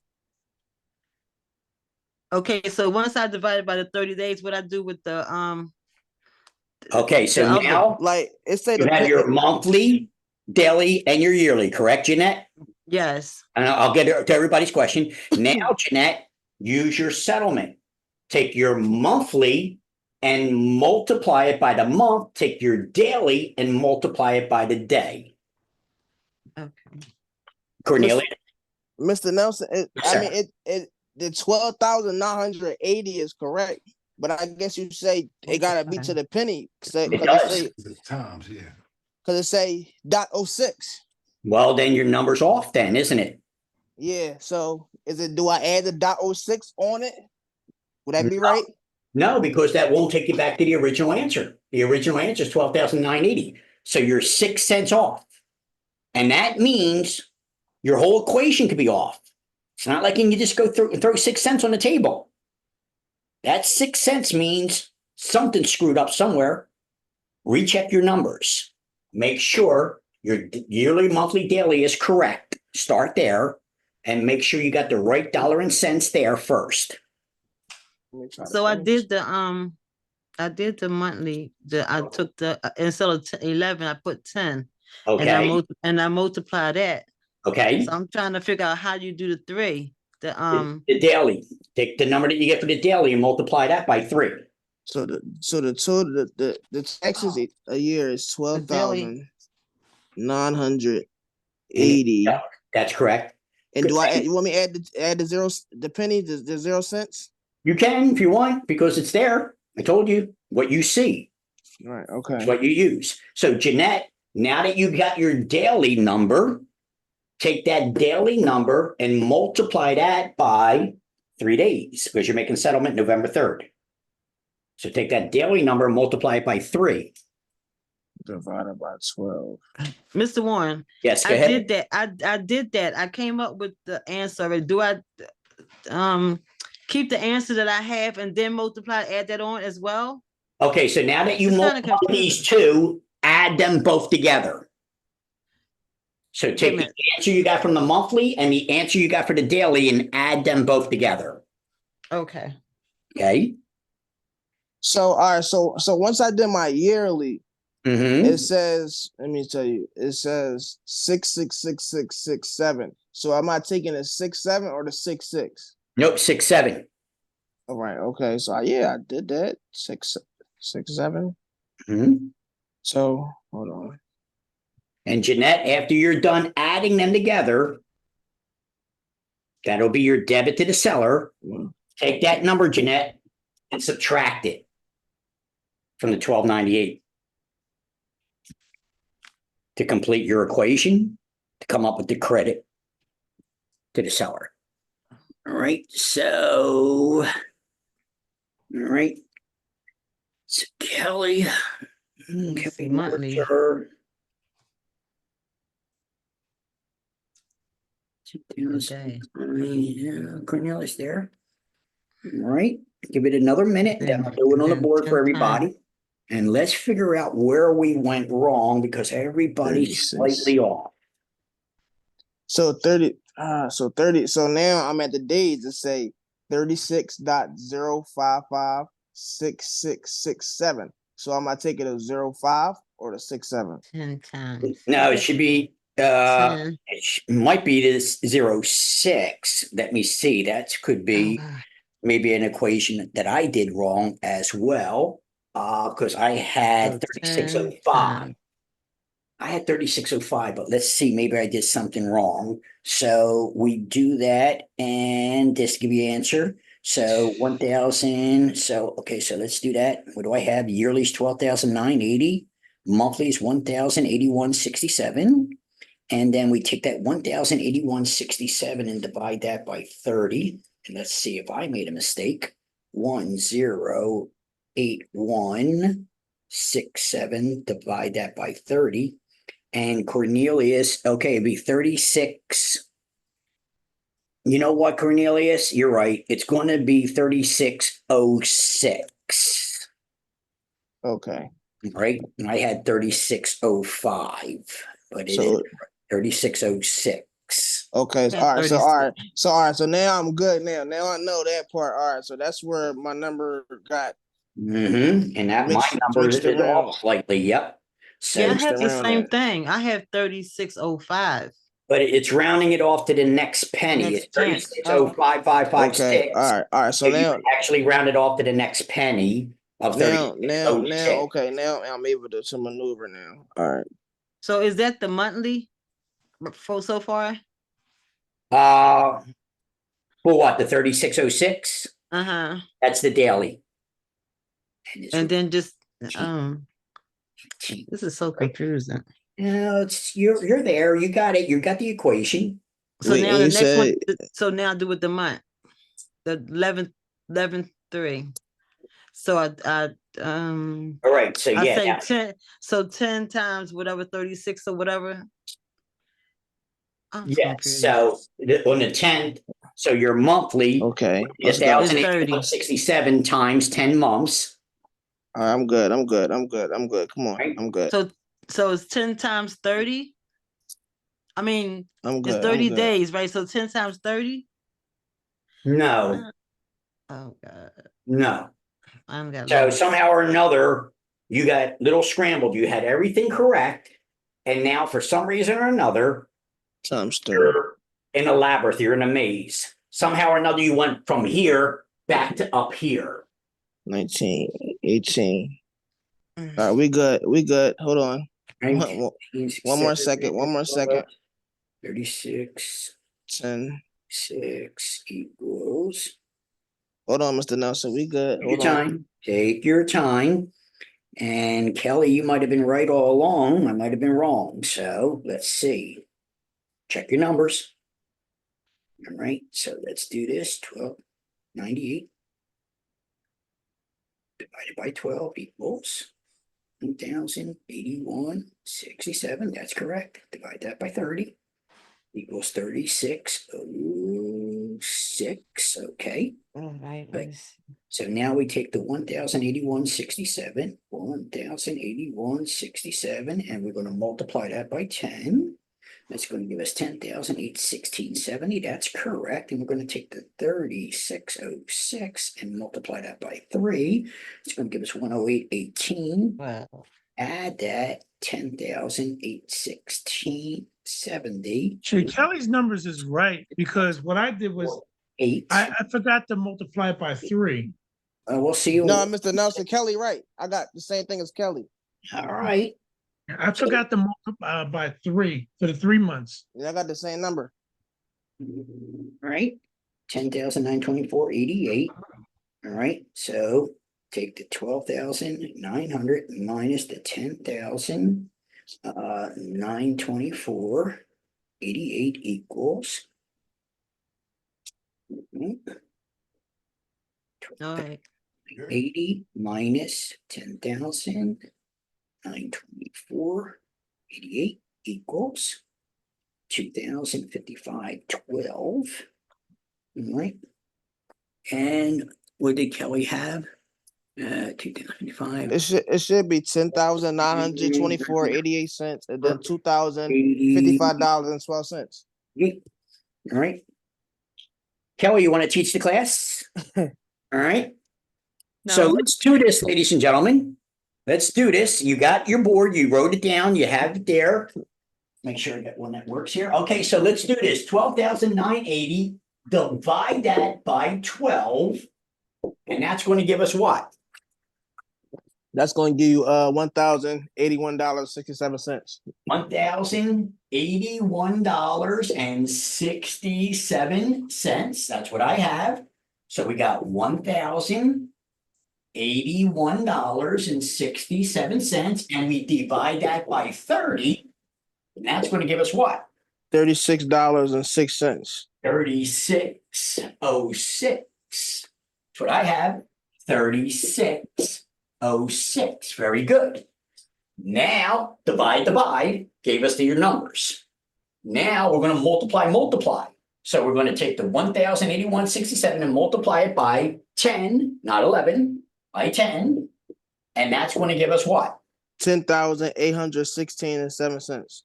10,816.70 70 cents. cents. That's what I have. Very Right. good. And then we're going to take the 3606 and multiply it by 3. 3. And that's going to give us what? $108.18. That's what I have. $108.16. 16 cents. That's what I have. Very good. Let's add these Wait. together. Because 6 times 3 is 18, so that doesn't make sense. It's 18 cents. Yeah, that's 18 weird. cents. I'm sorry, 18. 18. Oh, I wrote it wrong on my thing. Okay.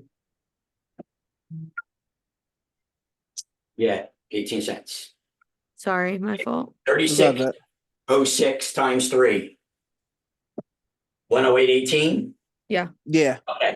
Add these two together. The 10,816 and the 108. What do we get? $10,924.88. $24.88 is what I have. 88 cents. Boom. 10,924.88. This here is the debit to the seller. Debit to the seller. Seller lived there for almost a whole year. They Okay. lived there for 11 months. So they're responsible for 10,924. Now we take this 10,924.88 and we subtract it from the original number of 12,980. And what do we come up with? $2,055.12.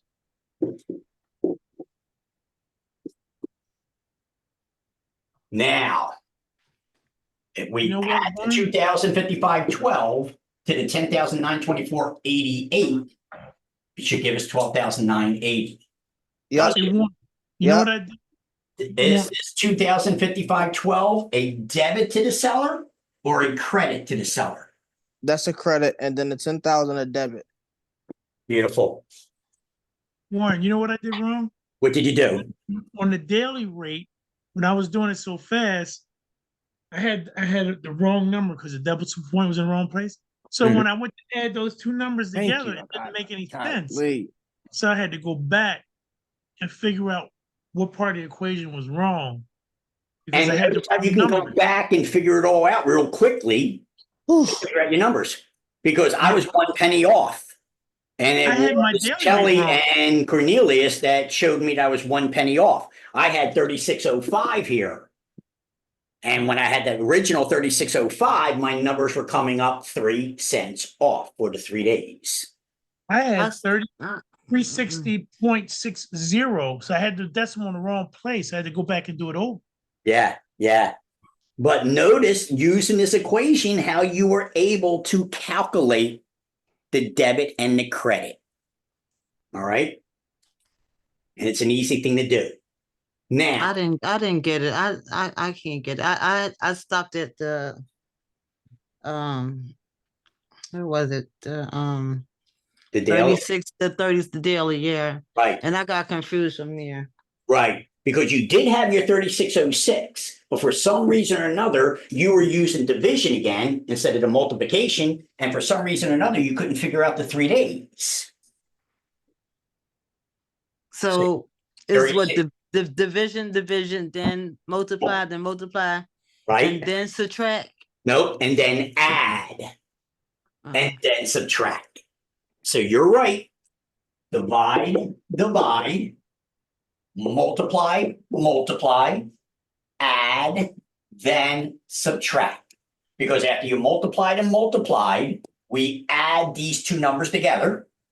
And then we take this number and subtract it from the original number. Oh my, that now I feel more confident now. I'm like, oh my gosh, I'm going crazy if I don't get this right. I still can't get it. I was going to lose it. Yeah. So I was Jeanette, really going to you lose got it. it. You got it. For some reason or another, you're just blocking yourself because you said it yourself. Divide, multiply. What you made a mistake was you went with the subtraction. What you needed to do was just do the add. So after you multiplied, you just needed to add these two together. This was the only problem that you had, Jeanette. You forgot That's that. what I didn't do. That's Yeah, I right. didn't Hey, add it. maybe- Yeah. Okay. Wait, can you see my screen? Let me see. Can I turn it around? How can I switch? All right. So how I did it? Hold on. And then you got to put it real close to the camera so I can see it. Hold on. I'm trying to turn off this background though. 1 second. Mhm. How do you turn off this background? So Not go really. down to where it says video to the left, To the left. bottom video. No, that's not it. Yeah, it would be. Okay, got it. All right, I got Okay. it. Okay. Very good. Okay, so how I kind of did it. What I'm not. This is not this that last equation that we did, but this is another one. Hold on. How I did it was, I remember it. I got wait, you guys say? I can. And I like that. I Okay. can see that you're putting it there. Go ahead. Okay. Okay, so I put this down as my, the big number. Mm-hmm. Then I write it again. Then I Okay. put the month, I divide it, which is 12. Very good. I get this number. Then I Okay. put the days and then I divide again. Because you 30 took the days. 6,072 and Right, you divided that by 30. right, Okay. And that's correct. Okay. You got your numbers. Very good. right. And then over this side, I put the month and the day. Okay. And Very then- good. I put an arrow down and I go down a number. Very good. So then once I go over that side, come back over this side, then I know, okay, now I got the times. I take this number over this side and I times that by the 7. You're right. Correct. And then I go back and then I know I got the times again. And the Correct. day, which is an 8. Very And I get my good. number. Very Bam. good. So then I'm going to take this around again, this number with a 42,000. And then you get this other number from the other bottom, and I know I got to add that. Excellent. Excellent. So then now I know, okay, I got to drag this up here all the way down because I'm at the end of the equation now. Drag that, subtract that from the other last, subtracts it as that. To give you your 28. credit. Yep. Excellent. That's the equation. And now because you're writing it down and doing it this way, notice how your brain is now corresponding to a recipe. You now know how to put together this equation, yearly, monthly, daily, to get your debit to the seller. And now after you have this number, subtract it from this number to get your credit to the seller. And after you do it 2, 3, 4, 5 times, it's easy. You now know how to do this equation. Start it, and that's all I did is I gave you 1290, 12,980, and I gave you a settlement date. That's all I gave you. I gave you one number and a settlement date. From that, you were able to do all this. Got it. It's beautiful. All right, ladies and gentlemen, let's take a little break, rest our brain, get some food. Now, listen to me. This is not a state mandated class. I am recording the class. I will give you a link to this class. So that means I would like to try to get it done by 10. And I might not. You got to go. But this is not a state mandated class. This is an extra class that I'm giving to you. And I like to get over the math and make sure that you have it. If you got to go at 10, you got to go. But hopefully I'm done everything by 10. If not, I'm going to stick around and make sure that you get all the math. If you got to go, you got to go. So let's do this. Let's take a 20. John, as of right now, we have seen the encounter. 8:20 now. And so let's do 8:45. Our break will be over at 8:45 and 8:50. I'll get started, okay? So our break will be over at 8:45, ladies and gentlemen, okay? I'll stick around for any questions or comments. Otherwise, I'll see everybody at 8:45. Warren, did you say this class is recorded? I am recording it, yes. Okay, and we'll be able to get the So- links for it. Okay. Yep, what I'll do is I have to download it to YouTube later and give you a link. And this way here, I'll send everybody the link to the class. Okay. Just Yeah, because I you missed like the see this first all half over hour, me. I'm sorry. No, it's okay. This way here, this is why I do that. Since this is not the state mandated class, you guys already have your transcripts. This is extra class. I record these classes. Yeah, I am actually unfortunately gonna have to step out for the rest of the evening. Okay, But thank you very much. you're very Um, welcome. Thank you very, very much. And I got my business class tomorrow, the very good class tomorrow. If you can make that, that'll be great. Yeah, and that's 6 to 10 tomorrow night, right? Same Same time. thing. Yep. Okay. All right. Tomorrow's better. Today's just the presidential debate. So Yeah. I'm gonna record it, put it on. and there's like a crazy protest outside of not my house, but my friend's house. goes with the territory. Yeah. All right, we're all looking for attention. All right. All Yeah. right. absolutely. Thank All right. you. You're welcome. Enjoy. Oh, Mr. Warren, I just can't get it. You can, Jeanette. Hell, you're almost there. You were just I'm- one equation away. So stop saying I can't get it because you did a great job. You got everything. You figured out how to get your monthly, daily, and yearly, monthly, and daily. You did that correct. You figured out how to multiply your yearly and monthly by your month and a day. The only thing that you did wrong is you forgot to add these two together. That's all you did wrong. To subtract it from the number. So you absolutely can do this, Jeanette. Absolutely can do it. Okay. All right. Mm-hmm. It's just a wiring system because sometimes we put ourselves into a maze. We're like, how the hell we get here? What happened? And that's only because of your processing. You know how to do it, but your brain can't catch up to you. Your brain isn't processing fast enough for this new information that you're putting in. That's all. But you can do this once you slow your brain down a little bit and let your brain catch up to you. Okay. Okay? All right, I'll keep practicing. You will, and you're going to be great at it. So don't worry about it. All right, thank you. You're welcome. Hey, Mr. Nelson. Yes, sir. Hey, I'm a little late coming in tonight, but I know you don't mind. I wanted to also say, after the break, can you actually kind of start sort of the beginning as far as where you got, not all the way to the beginning, but like where you got on your board so you can refresh my brain as well, because I I can't. ain't able to get the, I can't, Preston. I can't do it. okay. I got other math that I got to get to the students done. I really can't go back over this. Right? But That's it fine. will That's be in fine. the video. Okay. Okay. You would send us the video through our email, Yeah. right? I'm going to send you the link for the morning class and I'm going to send you the link for the evening class. I recorded both of them so that you'll have both of them to view. Okay. That's Okay. fair. That's fair. Okay. All right. Thank you. You're very welcome. All right. Now, you know, Preston, after class, I can help you out, but I can't do it after break. Oh yeah, of course, of course. Okay. I was gonna say, I guess our two friends ain't on here tonight, so I was like, hey, just me and you. It's okay. And then, yeah, after class, I can stick around and go over this equation with you if you like. Yeah, that's fine. That's Okay. fine. All right, good. Anybody else? Okay. Enjoy your break. I'll see you guys in a couple minutes. All righty. All right.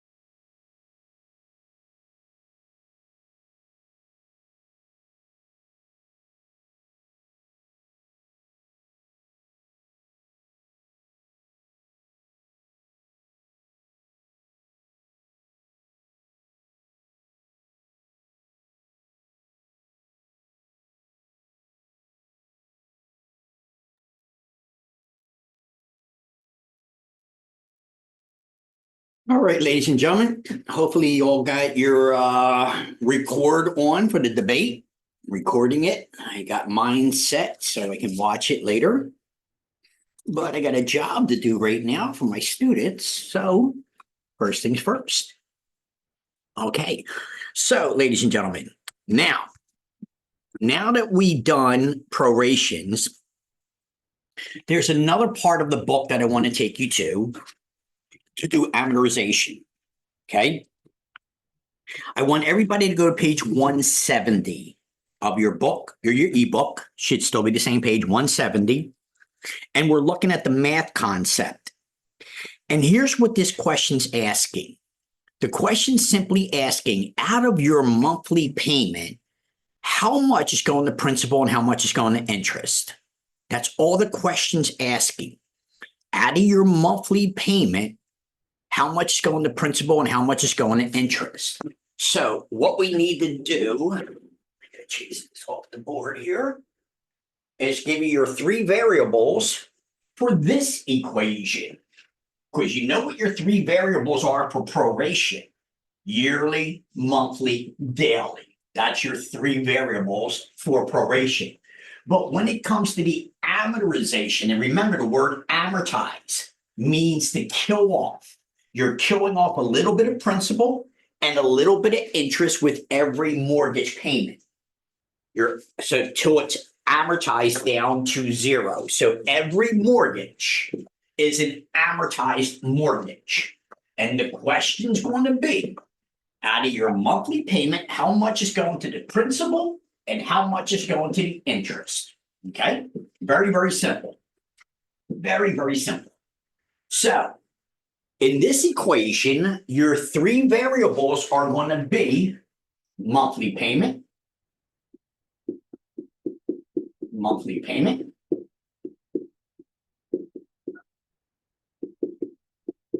interest, principal. These will be your three variables. And we will always have the monthly payment to start out with.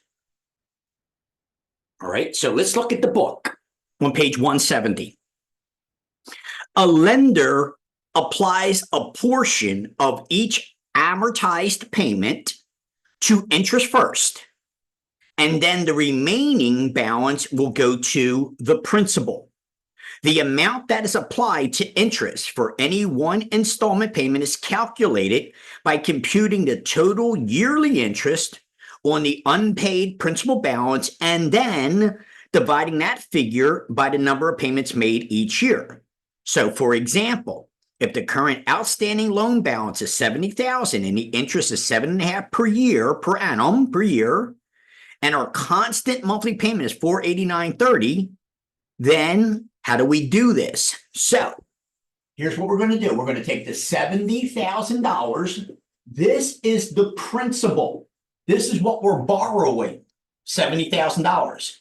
So the loan is the principal, and our interest rate on this loan is 7.5%. So here's what we're going to first do. Oh, and we also have the equation. Our monthly payment is $489.30. $489.30. So this is what we start out with, as we can see in the book. Okay. And using the equation in the book, let's do this. The first thing we're going to do is we're going to take the $70,000 loan and multiply it by 7.5%. You're back.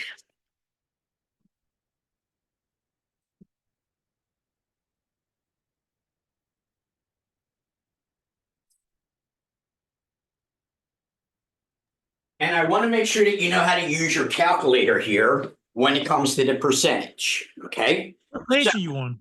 Sorry. We're on page 170 of the book. And you should have that gray box where it's the math concept. You said 470? No, 170, 170. Oh, okay. Okay. Okay. So page 170, you should have this math concept. So here's what you're going to do, ladies and gentlemen. You see my calculator? You're going to take the $70,000. You're going to multiply it by 7.5. And you see the percentage sign there? See it? 7.5. Now hit the percentage sign, 7.5%, and then hit your equal. And that's going to give you your number that you see in the book. So once again, so that you know how to use the calculator. So we're going to take the $70,000. We're going to multiply it by 7.5 and then hit your percentage, 7.5%, and then hit your equal. Okay. And that's going to give us this. So I want to make sure that you know how to use that percentage on your calculator. Okay. So let's do that. Take your $70,000 and multiply it by 7.5%. And what do we come up with, ladies and gentlemen? 5,250.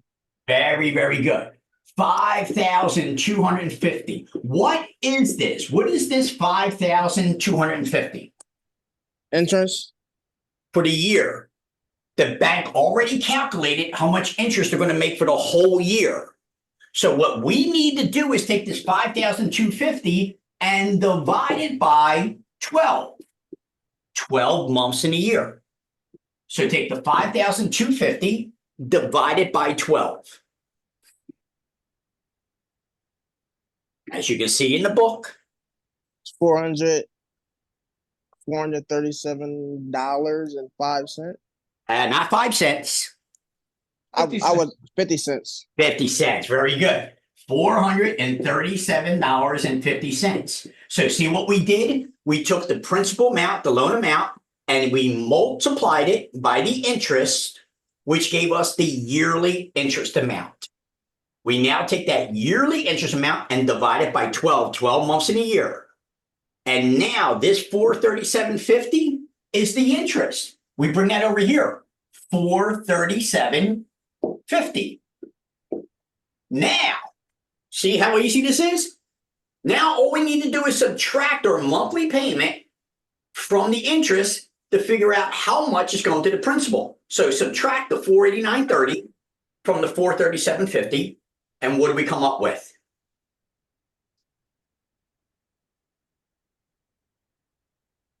Use what you can see. Take the $489.30, and subtract $437.50.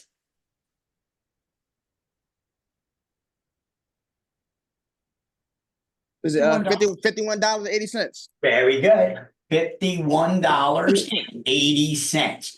This means, ladies and gentlemen, that of your payment of $489.30 to the bank, only $51.80 is coming off this loan. This $437.50 went to the interest of the bank. So you made a payment to the bank of $489.30, but only $51.80 of that $489 is coming off your principal. The rest, kiss it goodbye, goes to the interest of the bank. That was easy. And it was very easy, right? Yeah. All right. So now you know that all we're going to need is our three variables: the monthly payment, the interest, the principal. And the equation is going to give us the loan amount, the interest, and the monthly payment. All we need to do is out of the monthly payment, how much is going to interest, how much is going to principal. Very, very simple. So they give you, they in the question they're going to give you the monthly payment, right? Yeah, you'll have the monthly payment in the question. You just need to know out of the monthly payment how much is going to interest and how much is going to principal. Okay. Hold on. Okay. So I the told first you. payment, you only pay $51. Yeah, only $51.80 is going to loan. But I told you all your math is going to get easier. The hardest part was the proration. Oh yeah. All right. But now all your math is going to get much easier. But notice that we're still using a 3-variable system for your math. It's just that in proration, it was yearly, monthly, daily. But in amortization, it's monthly payment, interest, and principal. Right? So let me do something here real quick here. I need to pull up something real quick. And mentor class. Here we go, mentor class. And I need these two. Let's open up this real quick. I need this. And I need this. Boom. All right. And I just need this real quick. And so what was this? 70,000. So let's do this. Let's do 350,000. Right. Hold on one second. And I'll give you your next one. And let's do 6.25 for 30 years. Boom. All right. And there we go. Okay. Very, very good. Okay. So let's do another one. So let's just say that the loan amount that you're going to be trying to get is $350,000. 350,000. All right. And our interest rate is 6.25%. 6.25, you say? 6.25, that's correct. And our monthly payment is going to be $2,155 and 1 penny. 2,155 and 1 penny. and 1 penny. All right, let's go, y'all. All right, very good. So first things first, take your $350,000 and multiply it by the 6.25% interest. So $350,000 Hmm? times 6.25%, Mm-hmm. $21,875. Very good. Everybody has that? Take the 350, multiply by 625, and that gives us 21,000. As Cornelia said, is correct. $875. What is this? What is the 21,875? That's gonna be your interest. Yearly Yearly interest. So what do we need to do with this 21,875 since this is yearly interest? You're gonna divide by 12. Very good. Very good. Divide by 12. All right. And that's gonna give you $1,822 and what, 91 cents? And 92 cents. How? Because I have, let me take this here down. Oh, the penny. Yes. The penny. See that 91, but it's at 91,666, so it's actually 92 cents. The penny. Yeah. Very important. Very good. 1,822.92. So now we take this number and put it over here to the interest. Because the monthly interest now is 1,822 cents and 92 cents. $1,822.92. Now, all we need to do is subtract the two. Take the 2,155.01 and subtract the 1,822.92.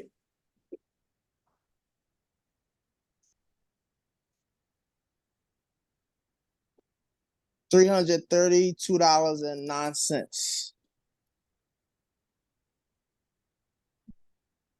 $332.09 is the correct. So this means, ladies and gentlemen, out of your monthly payment of $2,155, only $332.09 out of this $2,155 is coming off the loan.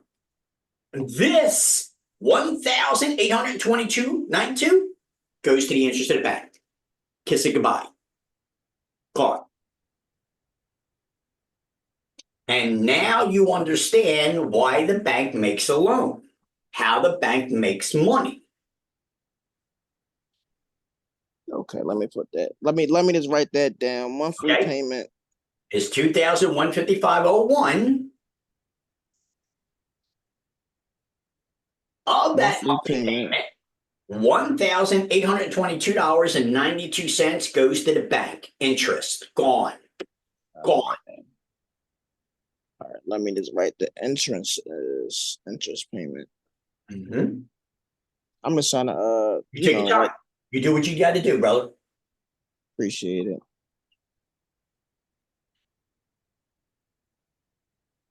So out of your monthly payment, we now know that $1,822.92 is going to the interest to the bank. And if we subtract that interest off of our payment, we can now see that $332.09 that's remaining is coming off the principal, the loan amount. The loan is the principal. I think I'm ready for a question now. I'm rolling. All right. All right. And so now you're starting to understand how the bank makes their money. They're getting most of the monthly payment in interest, but only $332.09 is coming off the loan. It's going to take you 30 years to pay this. It's like a credit card. And remember, when the bank lends you $100,000, you end up paying almost $300,000 back to the bank for that $100,000 loan because of the interest. It's how the bank makes their money. Why do you think they made the loan? All right, let's do one more. So that 21,875, that's the yearly. That was the yearly interest. Okay. And then you broke that down by 12. Okay, got you. Right? And see how easy this one is? Yeah, it's much easier than the other one. Much. And that's exactly what's going to happen. So understand this. Let's do this. Now I'm going to do one more, and then I'm going to give you a math question in your chat. Okay? So let's do one more to make sure that you understand the mechanics, the recipe, and then we'll go from there. So now let's do this. You know what? Let's do a multi-million-dollar property. This property is going to be $1.8 million. Okay? Let's make sure these guys really have this down. All right. $1,800,000. And let's make the interest rate. Let's make the interest rate 7.37. All right. 30 years, calculate. All right. All right. All right. Very, very good. So now, this is $1 million property. We need a loan for $1,800,000. Okay, that's our loan. Our interest rate on this loan is going to be 7.37%. And our monthly payments, is going to be $12,426.02. That's 426. Yep, $12,426.02 monthly. Got you. Now, out of that payment, how much is going to interest? How much is going to principal? All right. So first thing we do. Let's do it. So we're gonna do that. We're gonna do that 1,800,000. Okay. Just like you see on the board. We're gonna divide that by divide. We're gonna times that by that interest. We're gonna multiply it, times it. That's correct. By that 7.37, and then you should get $132,660. Cornelius has got this. Does everybody else have this, ladies and gentlemen? Yeah. Very, very good. Very, very good. So Cornelius is correct. If we take the 1,800,000 and we multiply it by 7.37%, we're going to get $132,660. This will be the yearly interest for the bank on this loan. What do we do with this yearly interest? What you do with that, you're going to divide that by 12. Yes, sir, you are correct. And we divide that by 12, you get $11,055. $11,055 is the correct answer. What are we going to do with this 11,000? Where are we moving it to? We're going to move that to that interest. Very good. $11,055 and 0. And then so now what we're gonna do, let's get it, Mr. Nelson. We're gonna take that monthly payment of that $12,426.02. You're gonna subtract that by hold on. You're gonna subtract that by hold on, Mr. Nelson. I'm pulling back my calculator back Okay, it's up. right here. It's You're right gonna here. subtract that by the $11,055. Very good. Subtract these two. All right, so hold on. 12,426 and then 02. Then you're gonna get 1,371 and then 2 cents. Yes, sir, you are correct. All right, let's go. You are correct. So see, this is called amortization. And this advertised loan, even though you're making $12,000 a month, only $1,371.02 is coming off the loan. $11,000 is going to the bank in interest.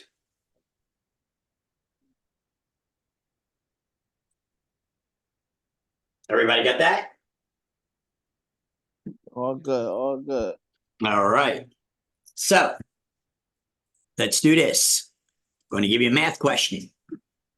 See how well we do. Are you ready? Phenomenal job with the pandemic. We handed them over a country where the economy. Yeah, Do me a ready. favor and quiet your television in the background for me, please. Nobody's ever seen anything like it. We made ventilators. For the We need entire world. We attention. got gowns, we got masks, we did things that nobody thought possible. And people give me credit for rebuilding. Jeanette, I had to mute you Not enough credit. because I don't want to hear your television in the background. Oh, sorry about that. It's okay. Okay. All right. So, all right, ladies and gentlemen. So, again, as I said, put your record on. I want to see the debate as well, but I got a job to do for my students. So I'm here for you guys. All right. So let's do this, ladies and gentlemen. In your chat, I'm going to give you a question. Make sure I got the right question. Okay. Are you ready? Take a moment. See if you guys can figure it out. Remember what we're seeing on the board. That's okay. You remember you got your loan amount, you got your interest, you got your monthly payment. And it's So a monthly payment, so a loan amount's $100,000. Then our interest is 6%.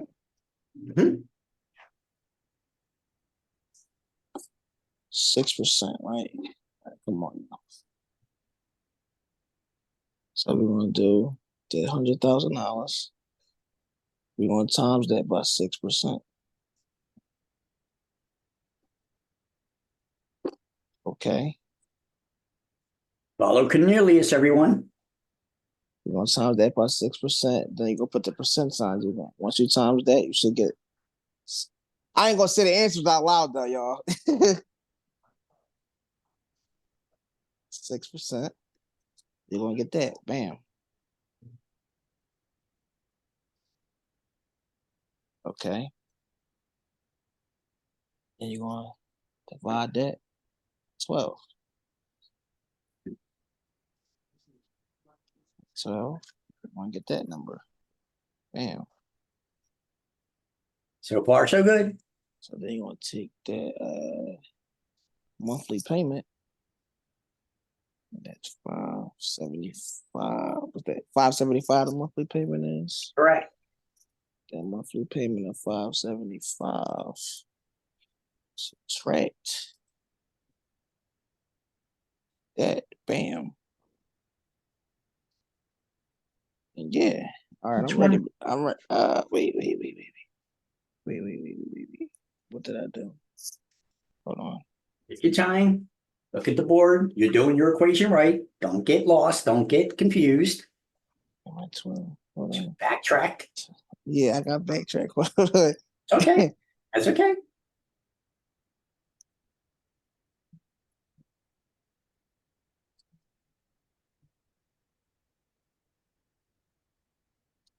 Oh, okay. There you go.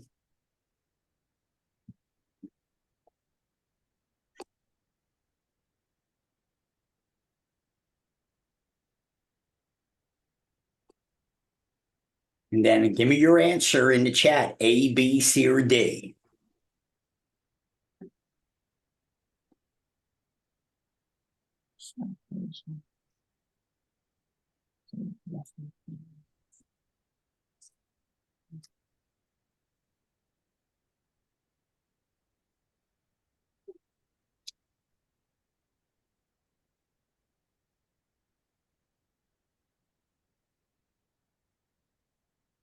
Right?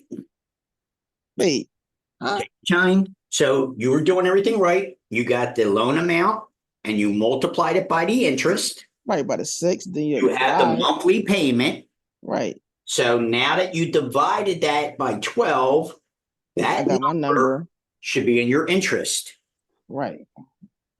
I And got then that. you want to subtract those two. Right. I did that. Okay. So now that you have those two numbers, your interest and your principal, read the rest of the question and answer the question. Now that you have your numbers. That's oh. You know what, Mr. Nelson, you know what it was? What is it? I didn't finish reading the question. I just said numbers. There you go. And There I you just go. said, oh, you know what? I can do the equation. Yeah, so I got you. Okay, very good. All right, I got you. It is. Got you. All right. There we go. I'm thinking I'm going to see 75.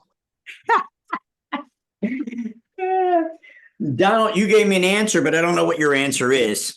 It doesn't B. match A, B, It's C, or B. D. Is it It's B? B. Okay. Yeah, it's B. Okay. The reason why You I just put subtract. numbers down, I didn't see the choices. It didn't come up on my chat. There you go. Okay. I'm like, dang.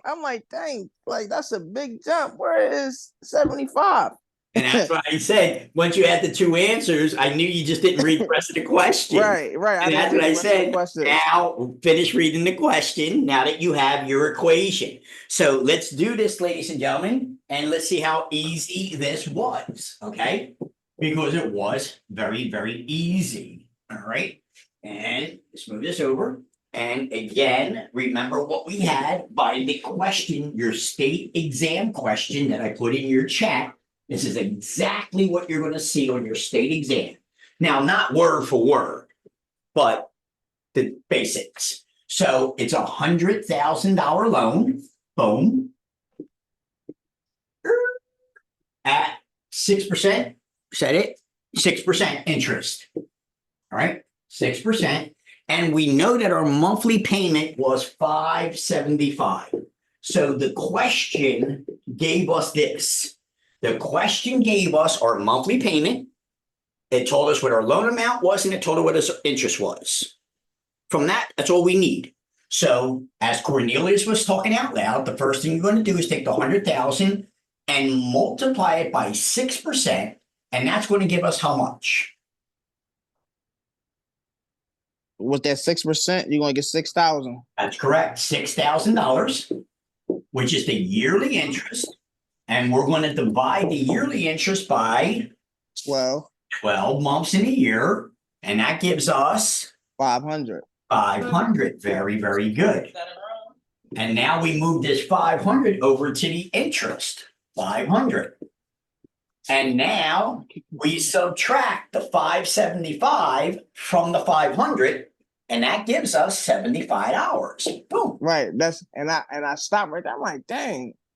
I didn't read the rest of the question. I'm like, dang, where the 75 at? That's the answer. Exactly. But the question goes on to say, if your monthly payment of $575 are credit first to the interest and then to the principal, what will be the balance of the principal after the bar makes the first payment?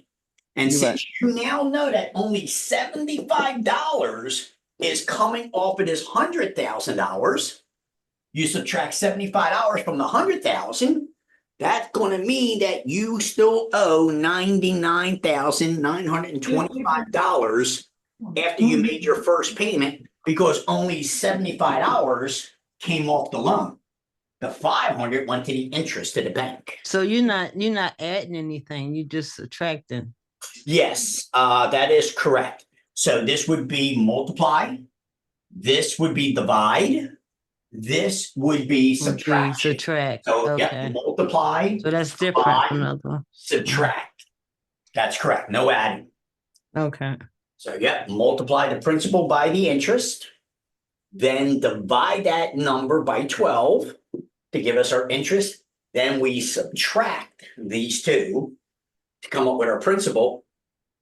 And now, because we had these two numbers, the 505 and 75, we were able to complete the question because we now had our math done. So our principal is 75. Got it. That's Okay. right. And so the question was, after you made your 575 payment, how much do you still owe on the mortgage after you made your 575? Because now we know 500 went to the bank and only 75 of that set 575 came off the loan. So we subtracted 75 from the 100,000 in this part.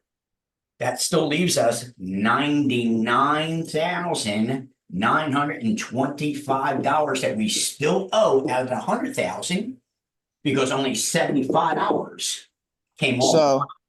So my monthly payment is 575. My interest is 500. My principal is 75, and my yearly interest is 6,000. That's correct.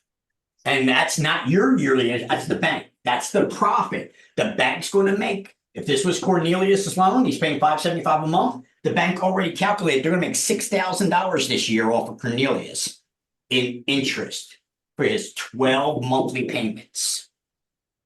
Got you. All right. Beautiful job. All right.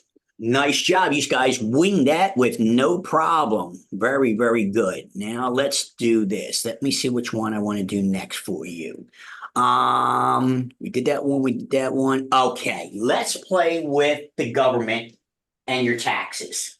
Remember where I told you about ad valorem tax, the government's favorite tax, which is your property tax? And I told you your taxes are based on the value of the budget, not the value of your property. And the government likes to play this 3-card Monty, the shell game.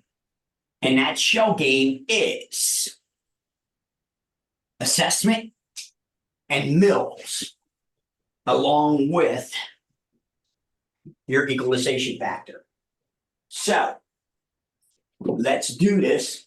In this sample, ladies and gentlemen, you need to know the difference between the fair market value of your property and the assessed value of your property. Once again, you're now going to have to figure out the difference between the fair market value and the assessed value. Once we come up with the assessed value, the government is going to tax us on the assessed value based on mills. And the government doesn't want you to figure these damn things out, but I'm here to do it for you. So let's do this. Let's just say that we have a $200,000 property, $200,000. All right. So the fair market value, if I decide to sell this property, I can get $200,000 for it. All right. If I decide to sell it. But I'm in the county that does a 40% assessed value. And they're going to hit me up for 38 mills. All right. So how do we figure out what our taxes are? Here's the first thing we need to do. We need to take the $200,000, our fair market value, and multiply it by 40% so that we can come up with the assessed value.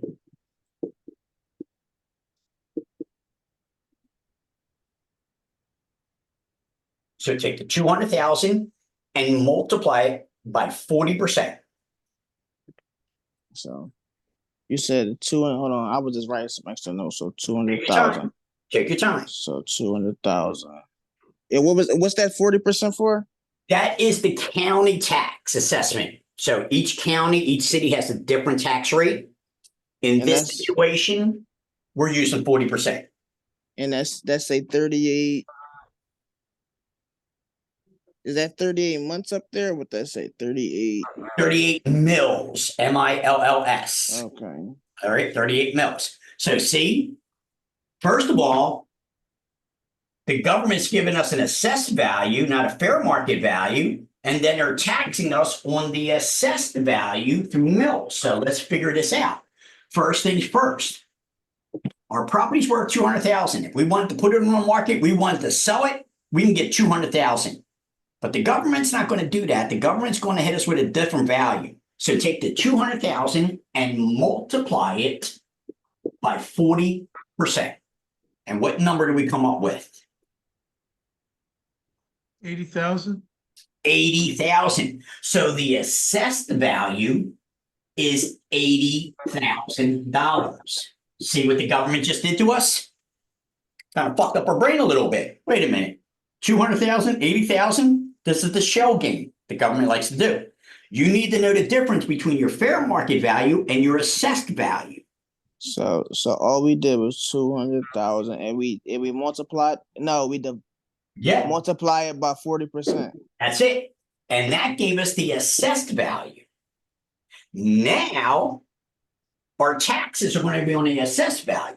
What is 38 mils? Does anybody remember how I told you? 3.8? That's all you got to do is put a little dot in the middle of the number, and it's now 3.8%. Couldn't the government just say 3.8%? Why did they have to say 38 mils? Because they're playing a game, all right? They're confusing you. So all Because you it would need make to do, sense. that's exactly right. All you need to do is whatever the mill number is just put a dot in the middle and change it to a percent. So now take the 80,000 and multiply it by 3.8%.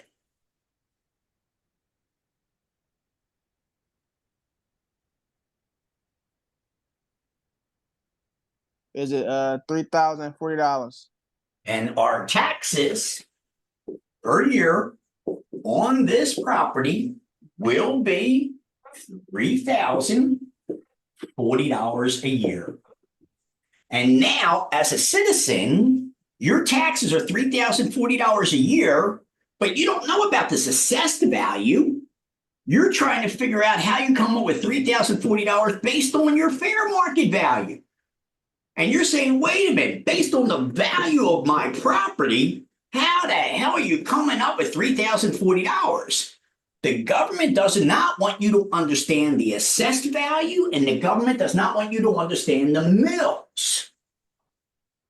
This is the game they like to play. And once again, So we multiply by the mills, the 38%, right? that's correct. And your two equation here is multiply. That's All it. right, so Okay, that's it. So now we take the fair market value and multiply it by the tax assessment.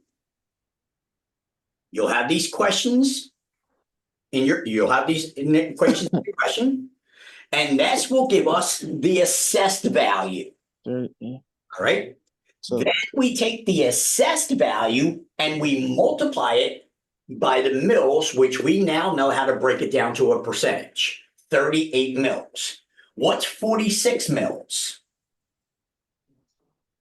wait, so all right, so I got the FMV, then I got the value, which is 80. So I did that, the 200 times the 40%, which that's how I got my 80. So the 80,000 now you multiply it by the mills. Right. So for my taxes, I did the 80,000, which was the value, times the 38%, which was the mills, and I got $3,040. Very good. Okay. We're done. We're done.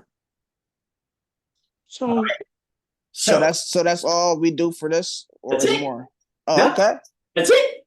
So it's Warren, so it's multiply. That's it. what is this equation used for? Just the year, the Yearly taxes, your real estate taxes, your property this- taxes. so this is this is the taxes that we did on the first equation? Was this how they got that number? Yes. Yes.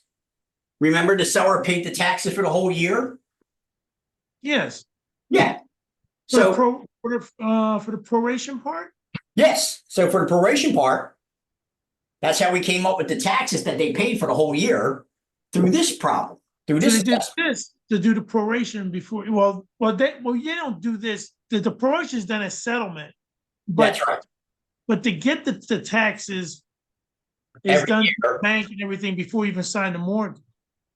Exactly. But you know you gotta pay taxes on every property. How do we come up with the taxes on the property? Mm-hmm. Okay. So this one's easy.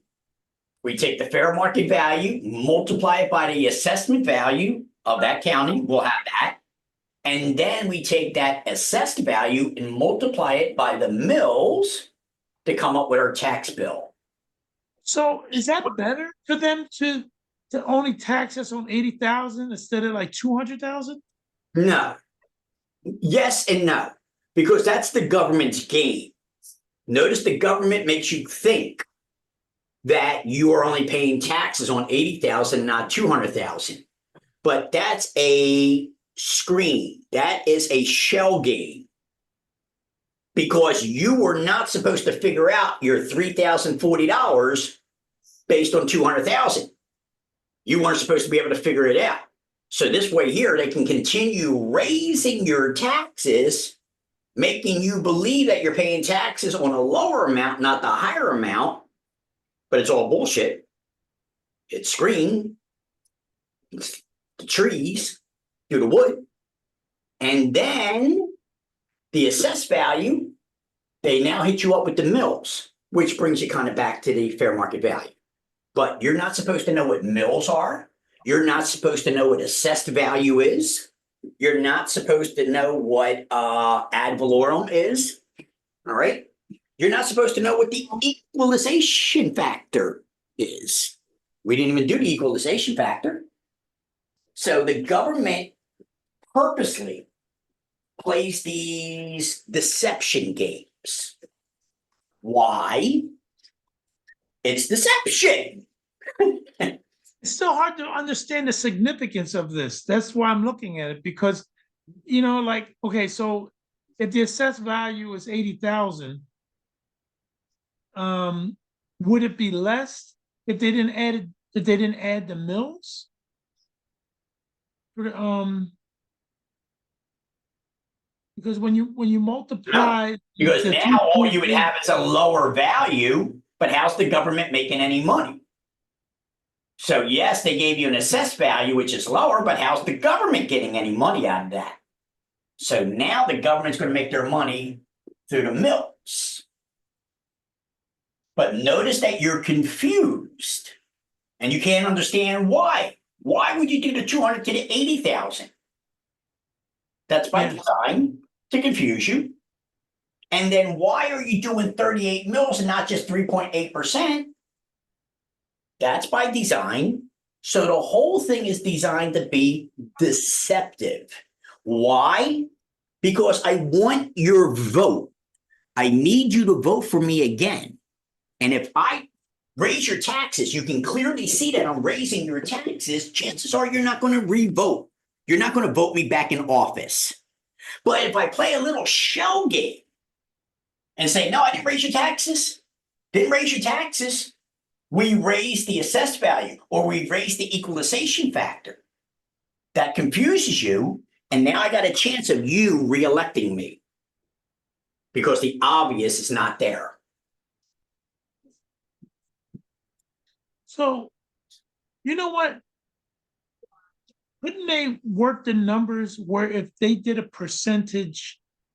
lower percentage on the fair market value to still come up with a number like 3,040 rather than? You're go through still all that? missing the equation, Don. You're applying logic. You're applying logic. We cannot have logic as part of our game in the government. So your mistake, my friend, is you're trying to logically come up with a logical answer. It just sounds so ridiculous. Deception defies logic. We can't have logic when we're decepting and deceiving you. I mean, I understand how it works, but it just seems like it's just so ridiculous.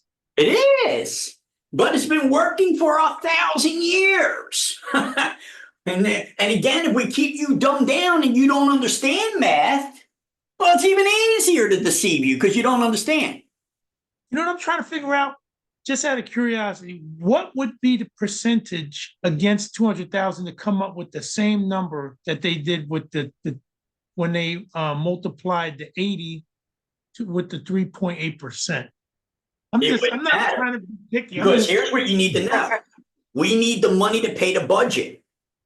So whatever we need to pay the budget, all the municipal employees, the trash, the fire, the police, then we're going to work an equation to get the damn money we need to pay the budget.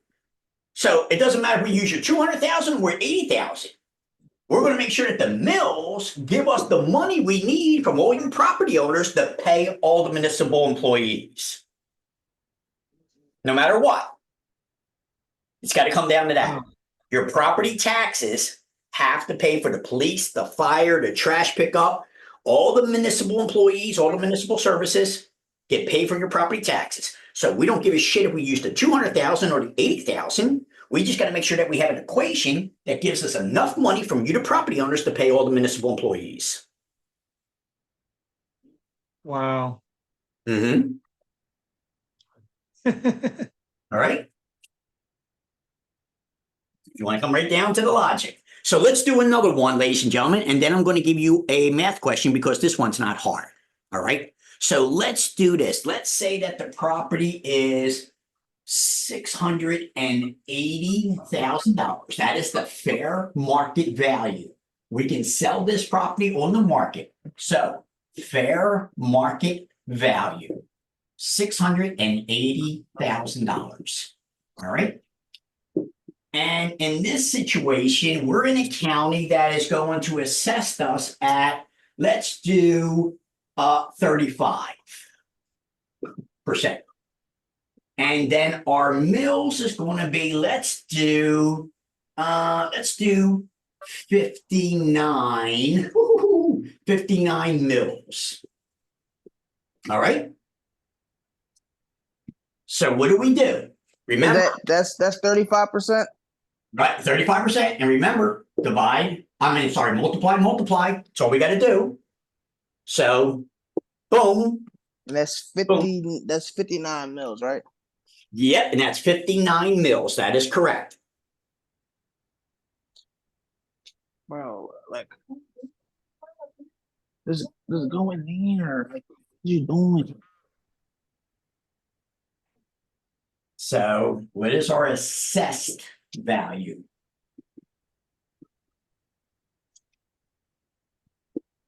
$238,000. 238. So we take the $680,000 and we multiply it by 35%. Our assessed value would be $238,000. The difference between fair market value and assessed value. And now our assessed value is taxed at 59 mils.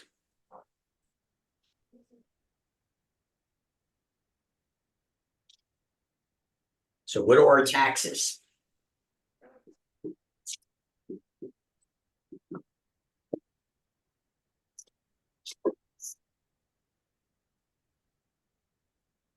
Like 14,000. You're correct. Keep going. $14,042. You're correct. So we take this 238,000 assessed value and multiply it by 5.9%. It's going to give us $14,042 in taxes. And that's yearly. Yes, yearly. So wait a minute. Now, again, I'm just throwing numbers on the board. Okay? Don't try to make logical sense that you're paying 14,000 for a 680. I'm just throwing numbers on the board. I'm saying the bank's making 238,000. But no bank here. This is the government now. This is your taxes. This is government, not bank. Sheesh. Your property's worth $680,000. If you decide to sell it, which you're not, if you decided to sell it, you can get $680,000. But the government's not using your fair market value. The government is using an equation of the fair market value to come up with an assessed value. So the government now changes your 680 to 238. And you're like, how the hell did you come up with that? Because you didn't know about this equation. You're not supposed to know the math. All right. Now, based on the assessed value, they multiply the assessed value by your mills to come up with your tax bill. Is that public record, the mills and the percentage? It's in your bill. Every year when you get a bill or a receipt, it's there. You just never knew what the hell mills were. You never knew what the hell equalization factor was. You never knew what the assessed value meant. You didn't know the difference between the assessed value and the fair market value. The government knew this. So you read it, you had it, you just never was able to make sense of it. It never registered before. Until now. Until now that I teach you the math and the government shell game. Now you will start noticing it. Just like when you buy a Mustang, you don't see Mustangs until you buy one, and then now you notice everybody's got a freaking Mustang. Okay? So is it? Wait, I think I got it wrong still. Okay, and let's do that back to the 59 mils. 59 mils. Boom. So I got 238,000. Okay. And I multiply that by the 59 mils, right? Right, which would be 5.9%. Oh, I didn't add the dot. All right. Times 5.9%, right? That's right. 59 mils is 5. Oh, you add the decimal. That's right. Oh yeah, so it's 14, and then $42. All right. Gotcha. So I'm going to give you a state math question in your chat.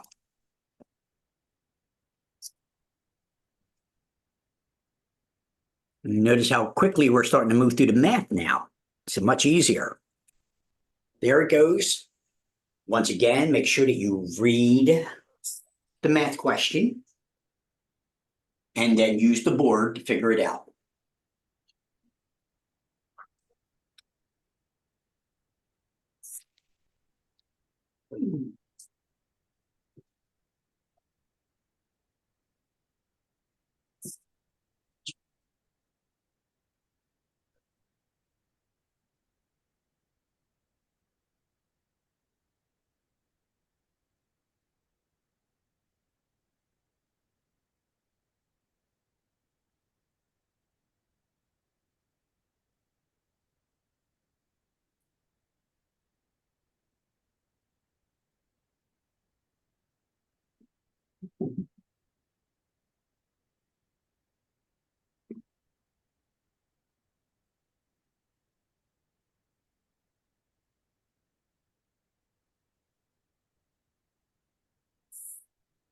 Oh, shit.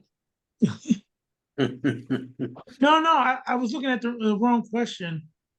Is it the one with the 25%? Yep, a specific parcel of real estate. That's the question now. Okay. And then give me your answer in the chat, A, B, C, or D.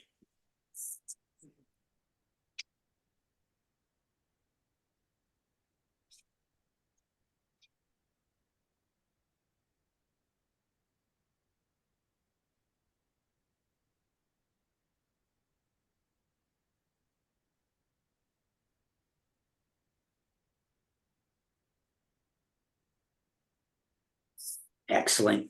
Excellent. And these guys got this down now.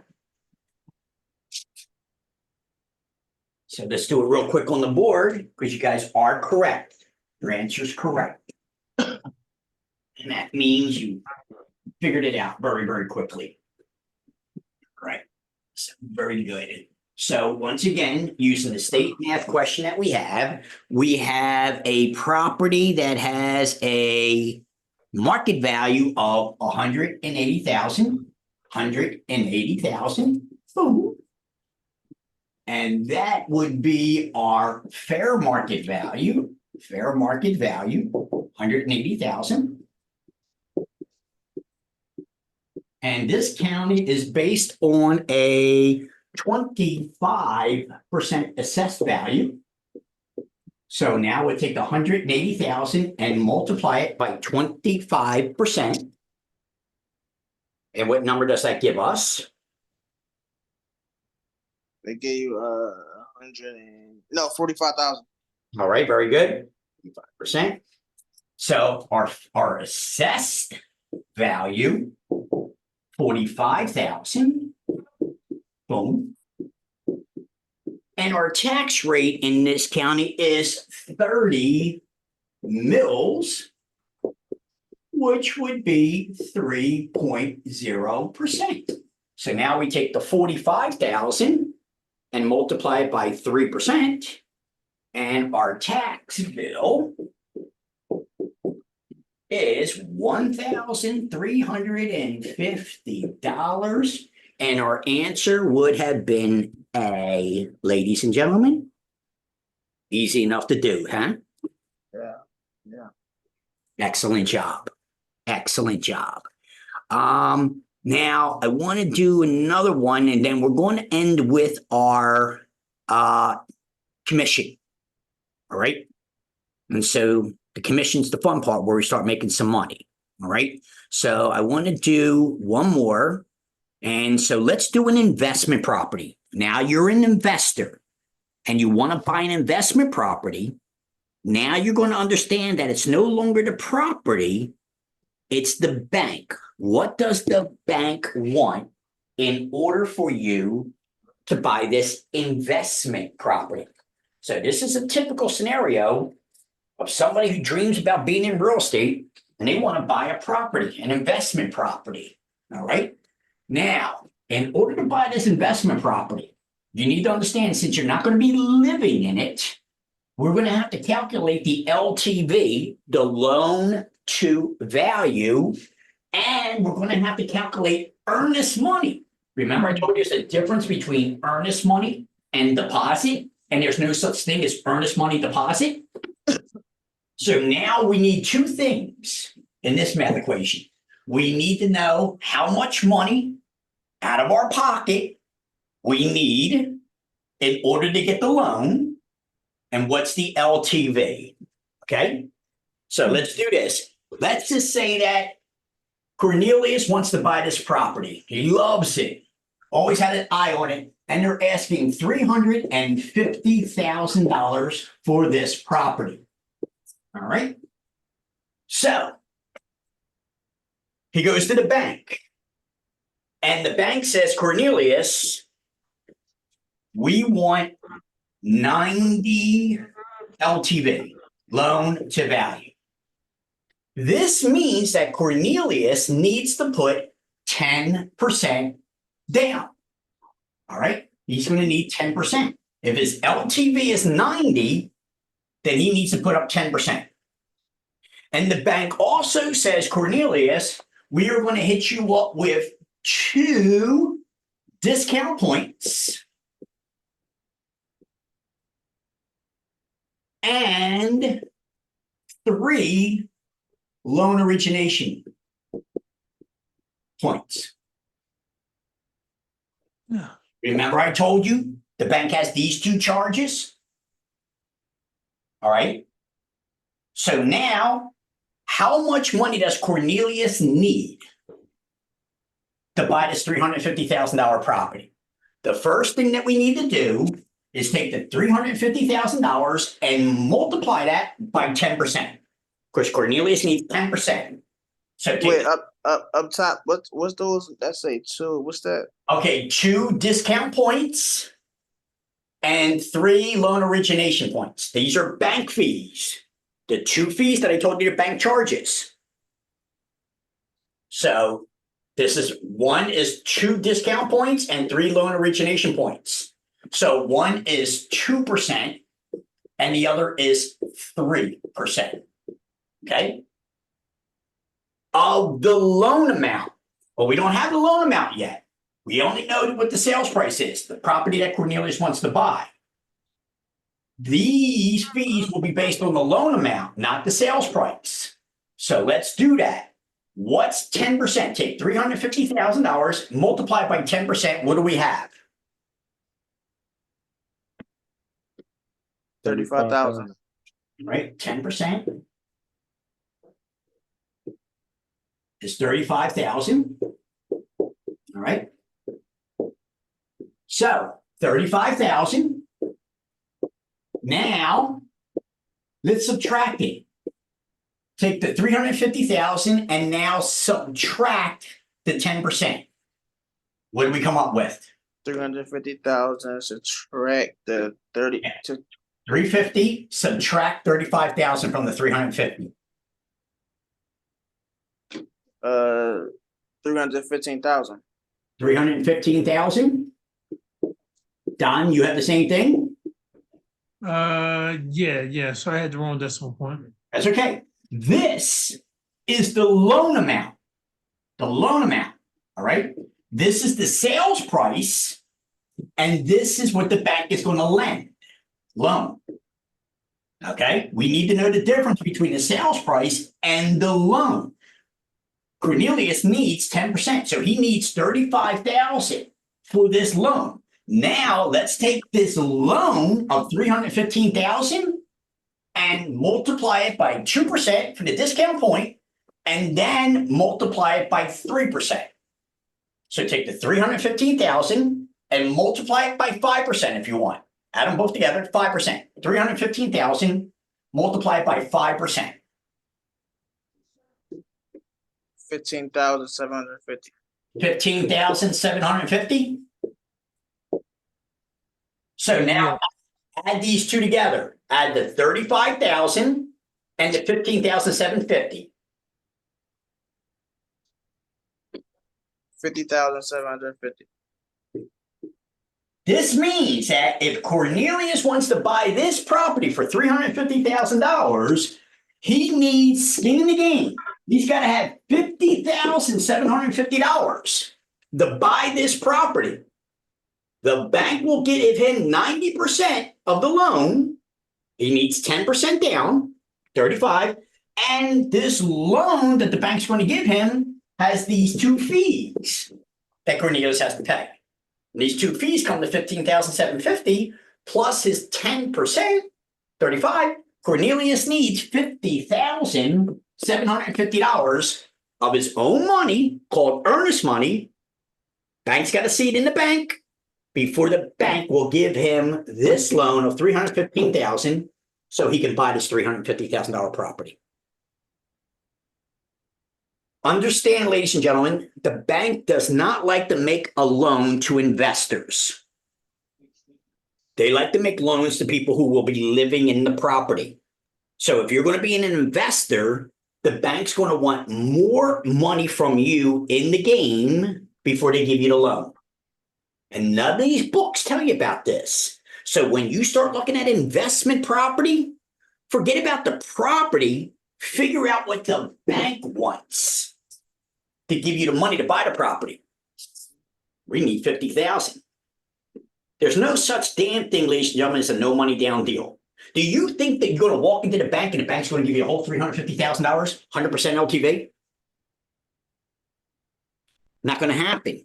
Could happen for a veteran, but other than that, no. So now let's do another one so that you understand how this is done. And let's do this. In this situation, ladies and gentlemen, we're looking at a nice apartment building that we would like to buy.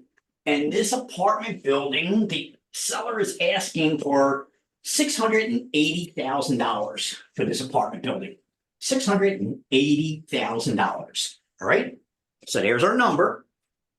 The seller wants $680,000 for this apartment building. We gotta go to the bank, see if we can get the money. And the bank's saying 80% LTV. 80% LTV. They'll give you the loan at an 80 LTV. They're also going to have 2 discount points and 2 loan origination points, 4%. Okay. So if the bank's giving us 80% of the loan, what do you need down? 10%. 20%. 20. You need 20% down, 20% down, 20%. Because this is an 80 LTV. If the bank's giving you 80%, then you need 20. In the last equation, the bank was giving you 90%, so you needed 10%. Okay. Okay. But in this situation, the LTV is 80, so you need 20. What if the LTV was 70? What would you need? 30. 30. What if the LTV was 60? What would you need? 40. Very good. Get it? Get it? Okay. So now we know that the LTV is 80%. That means we need to put 20% down. So let's do our numbers. Take the $680,000 and multiply it by 20%.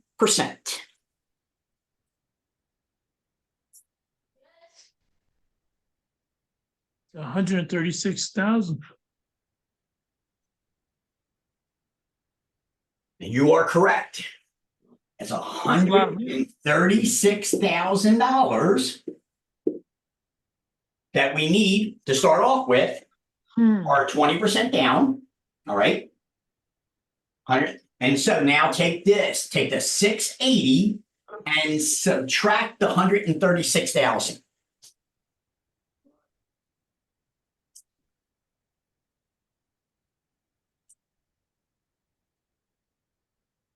So take the 680,000 and subtract the 136,000.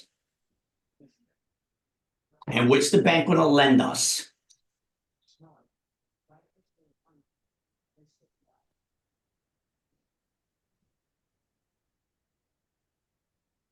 $544,000. $544,000. Because we needed 20% down and the bank's lending us 80%. All right. 6. But the first number we have is what we have to put down, which is 136,000. And Right. then when we subtract what we have to put down, that shows what the bank's gonna give us for the loan, Very good. Loan. which is 144,000. Right. I mean, 544,000. Right. But don't forget, the bank has these 2 fees on top of that. So now take the 544,000 and multiply it by the 2 fees, 4%.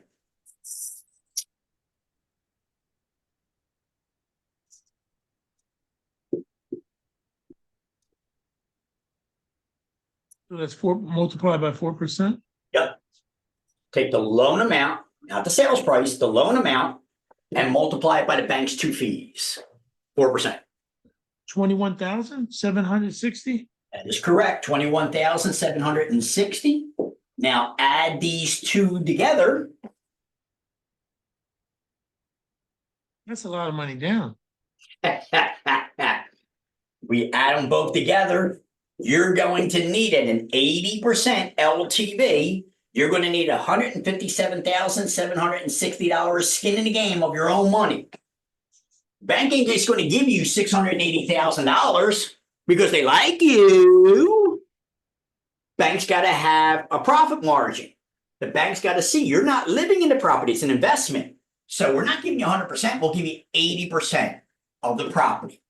80% is 544,000. That means you need 136,000 out of your pocket. And then if you want this loan of 544,000, there are two fees involved that you have to pay on top of that. So now you need, in order to buy this $680,000 property, you need 157,760 of your own money. Skin in the game before the bank gives you the other 80%.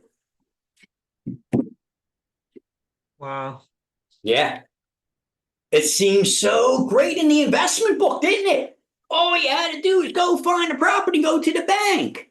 But the bank ain't giving you 680,000. They gotta have equity. They gotta What's the have some kind of equity in the property. So you gotta have discount skin in the point, the game. other one? Say that again. The one is the discount point, the one is loan. Loan origination. To originate this loan, to give you this loan, well, we got to pay our bankers salary. So to originate this loan, we're going to charge you two loan origination fees, 2% of the loan amount. And we're going to charge you, this is our profit margin, 2 discount points. Because remember, what's the bank going to do after they make this loan? They're going to sell it in the secondary market to Fannie Mae and Freddie Mac. All right? Because we're not even talking about any interest rate here. We're just talking about what it's going to take to get the loan. Bank's going to sell the loan to Fannie Mae and Freddie Mac in the secondary market. So they make their money right here. They're going to make $21,760. That is the bank profit for simply making the loan. And that's it. They're done. They won't even collect one monthly payment. They're going to sell this loan to Fannie Mae or Freddie Mac. And for the next 30 years, you can make your payment to that. The bank made their money just by making the loan.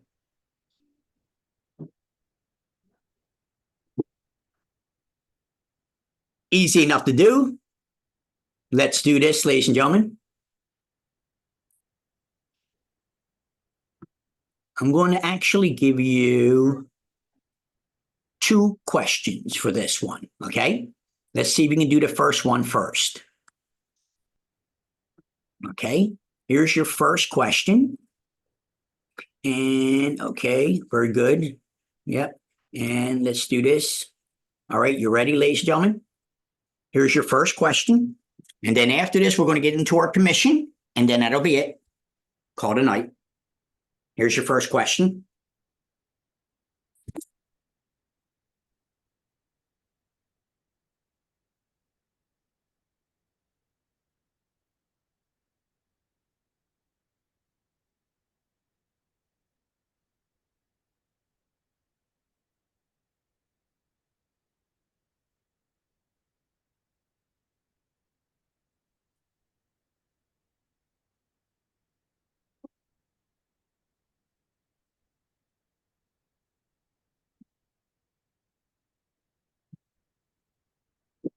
So it's only discount points, no of the Loan origination fee in this question, correct? Just the discount Okay. point. All right. Okay. And so, and the building has $185,000, okay? Right? And it looks like your LTV is 90%.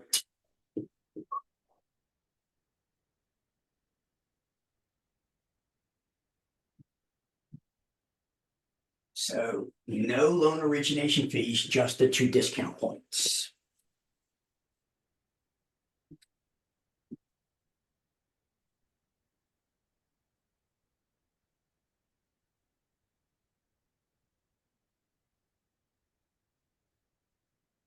And give me your answer in the chat.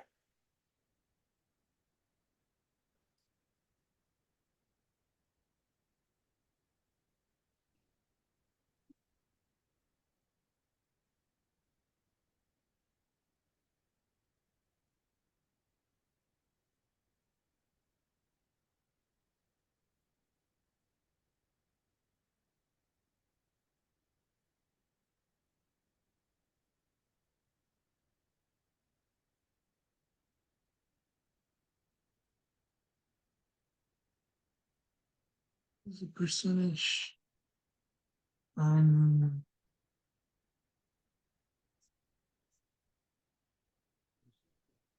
Uh. There's no percentage on this one? Yes, Oh, no, I see, I know, I see, all right. Um, your time.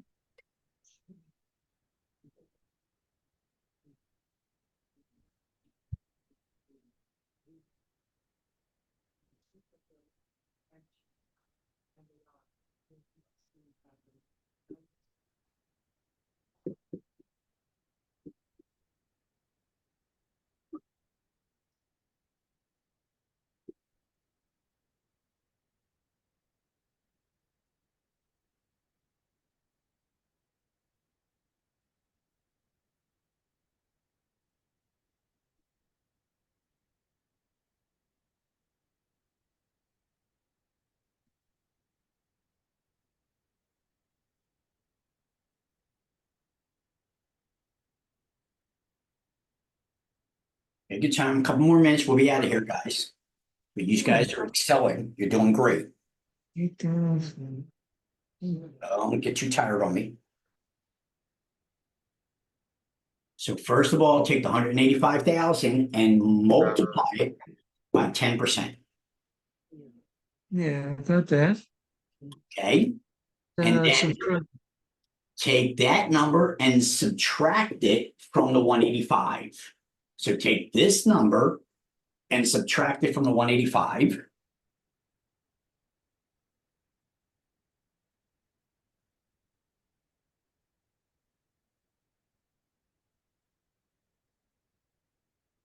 And that'll give you the loan. Which is what, 166,000? It could be. So 18,500 is your 10%.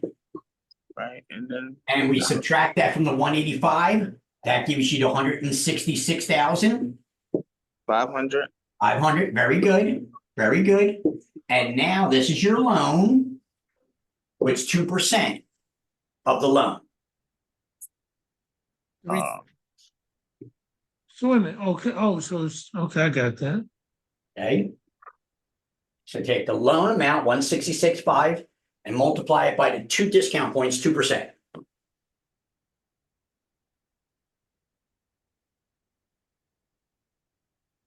I'm coming up with, I don't see the number on there. Okay, remember, this is the loan amount, 166,500. Because we need to put 10% down. Oh, then we have to add those two together. Right? So yeah. So now that we have our 10%, we subtract the 18.5 from the sales price to get our loan amount. So the loan amount is 166,500. And in order for the bank to give us this loan, they're charging us. Is it 3,000 and $310 when I just divided it by the 2? No, times it by the 2. You are correct. It's $3,330. Trust the numbers. So if you take the 166.5 and you multiply it by 2%, the bank is charging you $3,330 to give you this $166,000 loan. So with your 10% down, your 18.5, and your charges of 3,330, add them both together. I don't see that answer for a choice. I had 3,332. No, it's I mean, there. not 32, but I had 30. I'm only seeing 8,700, 21,830, 18,500, 22,950. I didn't see 3,330 as a choice. Look, stop. Add these two together. Add the 18,500, add 3,330. Add them together. What do you come up with? Okay. Okay. Okay? That's the part I didn't see. I was looking. Okay. That's what I'm saying. So slow it down a little bit. Just So, what you see on the board. so first, I you didn't finish it. you That's the- multiply that 185,000 by 10, That's what get you 18,500. So I know, Then Right, because then we you now know, as the question says, we need to put 10% down. The sales price is 185,000. So the first thing that we need to do is what's 10% of 185,000? And that's 18,500. So that's money out of our pocket. 10%, 18,500. So now we're going to take the 18,500 that we're taking out of our pocket and subtract it from the sales price. And that means the bank is going to give us a loan of 166.5, 90% of the 185. So you took the 185 and you multiply that by 90%, it would have given you this, 166.5. So since we need 18,500, 10% of our own money, in order for the bank to give us any loan at all, we subtract the 18,500 from the sales price, because we're not borrowing a whole 185,000.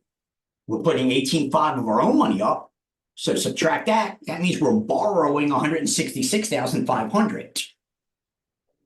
In order for the bank to give us this 166,500, they're going to hit us up with a fee, 2% of this loan to make the loan. That 2% is $3,330. So now we got to pay this $3,330 plus our 18.5.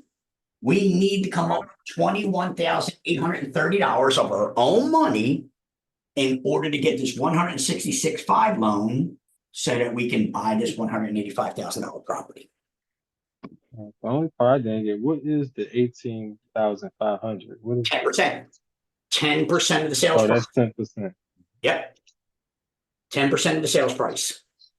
So you just take that and the 3,330. What is that? Okay, so first, after we got our 10%, we take that off of the sales price because we're not borrowing 185,000 anymore. We're putting 18.5 of our own money into it. So we take the 18.5 off of the 185, and that tells us the bank is going to give us a loan of 166.5 because we need 10% of our own money. So we're not going to borrow our own money twice. So now we take our own money off of the sales price. And now we're borrowing 166.5 because we're putting our own 18.5 up. We do the 18.5 up. That will take us back to the 185. Oh, and that $3,330 is a discount point. That's right. So in order to get this loan, the bank is going to hit us up with a fee, 2%. That 2% comes out to $3,330. So we need this and this in our bank to buy this property. that's what I did. Once I multiplied the 2% to 166.5, I stopped right there. Mm-hmm. And I'm looking at that number 3330, but I didn't go to the next step. And added them both together. No, that's why I'm like, well, where's this number? I'm looking at the answers and I said, okay, all right. Well, I didn't finish it. I just stopped there. That's exactly what happened. And then if you did finish it, you would see that our answer is B. Yes. All right. I knew it, but I That's didn't a fully problem. understand it. I just went off of what we did the last question on. Yeah. Followed that I order. stopped at that point too. I'm like, wait a minute. Something's not completed. Something's not done. And I can go over my numbers. All you need to do is complete. Your brain, it's just not processing because you were never taught this.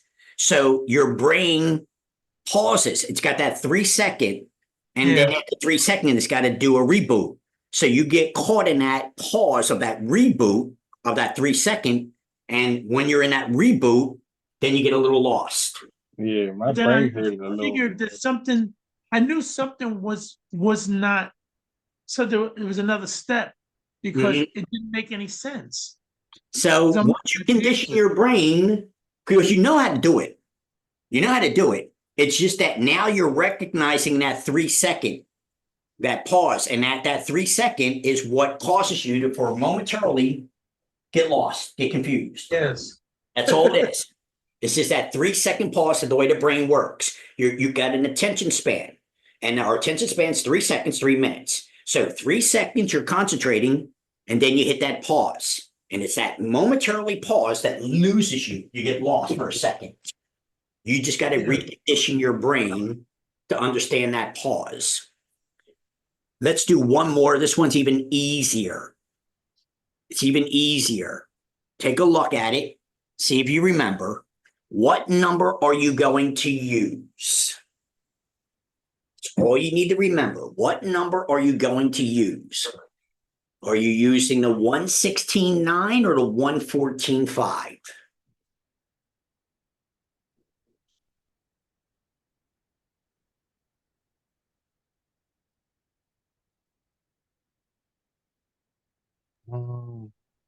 It would be with the 20% now, right?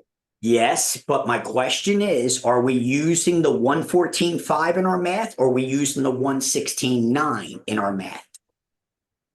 And that price is for what, the property? You're still not giving me an answer. You're giving me questions. I'm asking you a simple question. Are we going to use the 114.5 or are we going to use the 116.9? Which two numbers are we going to use? The 114.5. Very good. Remember, the appraised value to sales price, whichever is less. So you can take the 116.9 completely out of the equation. Doesn't exist anymore. So now the question is, what's 80% of the 114.5? So take 114.5, multiply it by 80%. That's how easy this one is. And what's our answer? Oh, 91,600. There you go. See how easy? The only thing that you needed to know with this one is what number to use, the 114.5 or the 116.9. You will always use the lower number, the appraised value or the sales price, whichever is less. And now you would now know that the 114.5 is the less. You're not even going to use this 116.9. It's not even going to be. So now all we need to do is what's 80% of 114.5? And the answer is $91,600. Super easy. The trick is knowing whichever is less. Okay. Now, last thing, ladies and gentlemen, what we've all been waiting for. You're about to now see what all this was about. You're about to see how much money you're going to be making. And this, ladies and gentlemen, here's what's interesting. When it comes to our money, we don't seem to have a problem with math, do we? We can figure out our freaking math when it comes to our money. You're about to now see what you're going to make, how much money you're going to be making, and why you are here, what this was all about. Okay?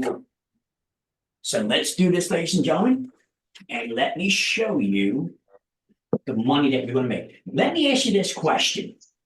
If you make an extra $40,000 a year on top of the salary you're currently making, would that be okay for you? Could you use an extra $40,000 on top of what you're making right now? Absolutely. Would that be okay? Now, let me ask you this. If you were working full-time and you were making $200,000 a year, would that be okay for you? Could you work with that? I mean, yeah. Okay. All right. So those are the two realities. If you get a full-time job, I'm going to strongly recommend that you keep that job and start real estate part-time. You can easily do open houses on the weekend. You can easily do 5 deals a year part-time. So let's talk about it. So Devin is our real estate agent, ladies and gentlemen. Let's do this. Devin is the agent going to be representing the seller, and Cornelius is going to be the agent representing the buyer. Again, Devin's going to be representing the seller. Cornelius is going to be representing the buyer. Okay. Devin goes out to talk to this owner, this seller, and he tells this seller that he believes, Devin says, you know what, Mr. Seller, I believe your property's worth $325,000 based on my CMA, my comps, what other properties are sold for, what the bank's willing to lend, the condition of your property, Mr. Seller. Devin says, I can get the property sold for 325,000. Now, what kind of commission are we gonna do? 4%, 5%, 6%, 7%, 8%, we'll just do these, 8%, okay? Just do this. Ladies and gentlemen, ask you a question. Take the $325,000 and multiply it by 4% and tell me what we come up with.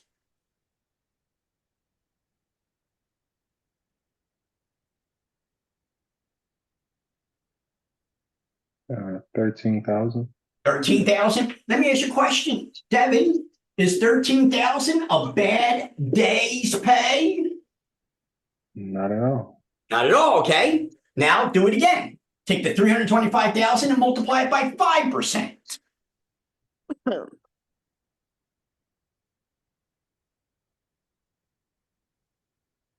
$16,250. All right, very, very good. You can see the routine. Do it again. Take the 325,000, multiply it by 6%, all the way down the line. Wow, that's a lot. Okay, 19,500. very, very good. Very, very good. Let's do two more for this example. 22,750. Loving this, loving this. And one more for prosperity. 26. even. Wow, it's good money. Wow. Huh? Huh? What are we talking about? We're talking about a whole freaking year's salary in one deal. So Devin is now talking to this seller, and now Devin's negotiating. Remember, you can't set your price. That's price fixing. So Devin can't say my commission's 6%, my commission's 8%. All right. Devin's got to now negotiate. So Devin says, I want 8%. And the seller goes, no way. I'll give you 4%. Devin goes, yeah, 4% for a weaker agent. I'll tell you what, I'll do it for 7%. And the seller goes, I'll tell you what, I'll give you 5%. And Devin says, why don't we just meet in the middle? 6%. And the seller says, okay. Here's an example. Okay. So in this situation, Devin's negotiated with the seller, 6% commission, 19,500. Is that a bad day's pay? No. Not at all. So now what Devin does is he goes back to the real estate office and he puts this property in the MOS to let all the other brokers know Devin's got a new property. And guess what? Cornelius, who's a real estate agent with another broker, has a buyer. And he's bringing his buyer to Cornelius, to Devin's property, and they make an offer. Now, what Devin's going to do, 3% to Devin, 3% to Cornelius. So take this 19,500, split it in half. What do we got? 9,350. So 19,500 divided by 2 will be Oh, 9,250. 9,750 is correct. And 9,750. So if you add these two together, 9,750, 9,750, it should come out to 19,500. So now Devin is the selling agent and Cornelius is the buying agent. Now, Devin is getting $9,750.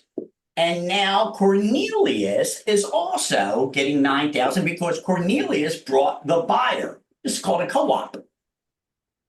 Now, Devin probably would have wanted the 19,500, but as I said, what I'm showing you on the board is average real estate agents. Nothing special, no top producers, just your typical average real estate agent. Okay, what you're seeing here. So Devin went back to the office, put it in the MOS. Other brokers saw his property for sale. Cornelius had a buyer. brought the buyer made an offer, we accepted the offer. Now Devin's going to take half of his commission and give it to Cornelius. 9,750, 9,000. Now let me ask you a question. Is $9,750 a bad day's pay? No. Still not bad, right? Nope. But the selling agent, who's Devin, is on an 80-20 split with his broker. But the buying agent, Cornelius, he's on a 50-50 split with his broker. So what do we got now? So now take the 9,750 and multiply it by 80%. 9,750, multiply it by 80%.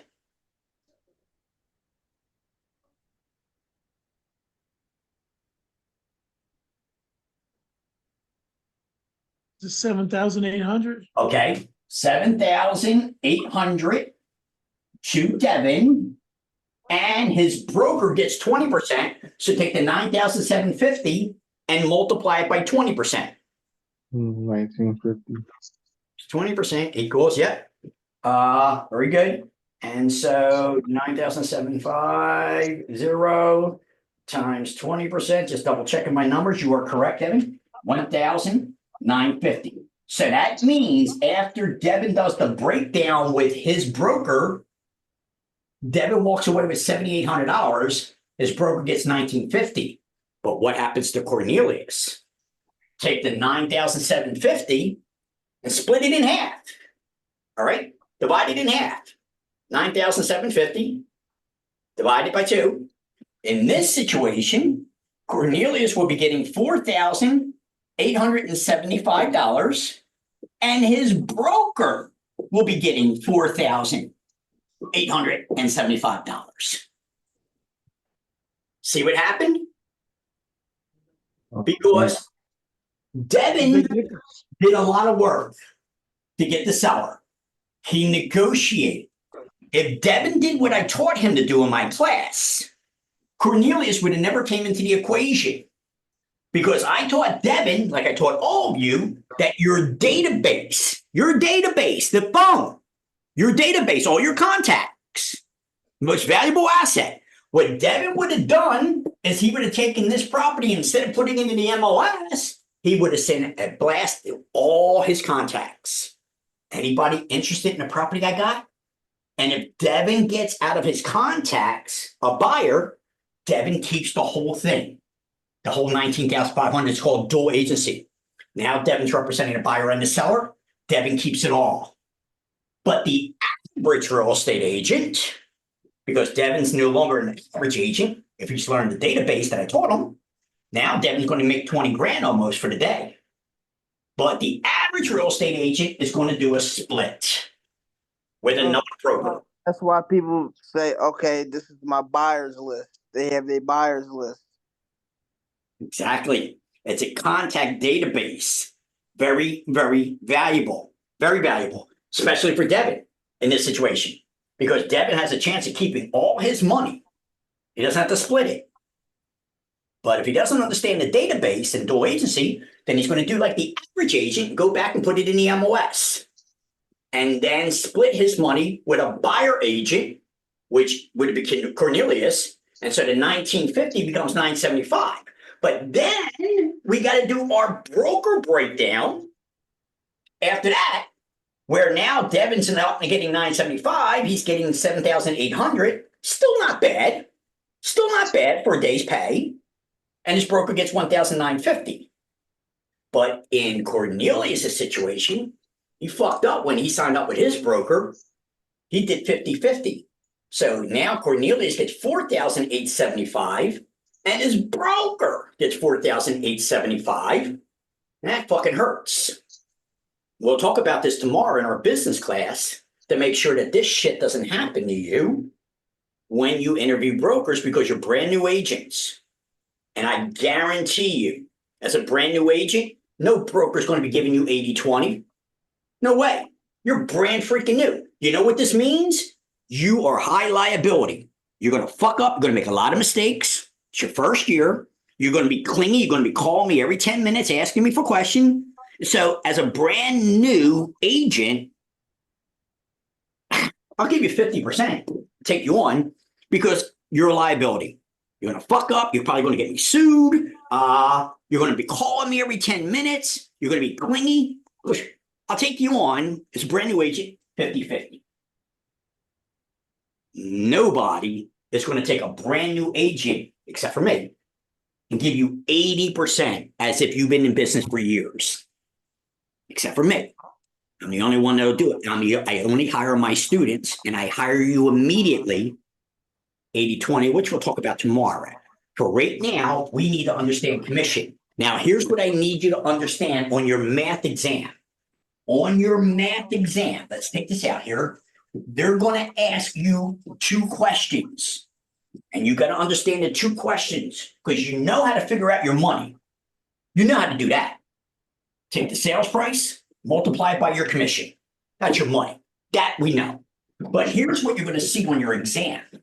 The exam's going to say 2 things. Seller agent. Word's still wet. Sorry. Great. Seller agent, 4%. Buyer agent, 2%, or seller agent, 60%, buyer agent, 40%. Notice this, okay? So the exam wants to know, you negotiated a 6% commission. Now they want to know what's 4% and 2% and what's 60% and 40%. So take the first one first. What's 4% and 2%?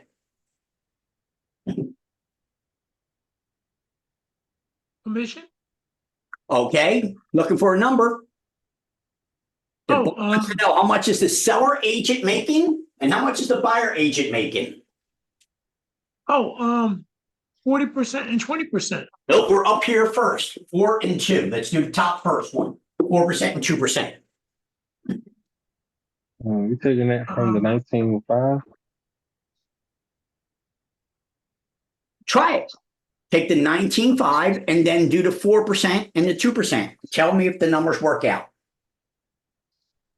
It's pretty low. All right. So we take the 19,500 and multiply it by 2%. You got $390. I'm going back to flipping fucking burgers on that. That's for damn sure. All right. So if this doesn't work out, try this. 780. There you go. All right. Oh man, no. Not like that. So I'll give you a quick tip for the state exam. Single digits, we use the sales price. Double digits, we use the commission. Let me say it again. Single digits, we use the sales price. Double digits, we use the commission. Gave you a quick cheat. So now Devin knows the question's asking, how much is the seller agent making at 4%? How much is the buyer agent making at 2%? Give me the numbers, ladies and gentlemen. What is the buyer agent making at 2%?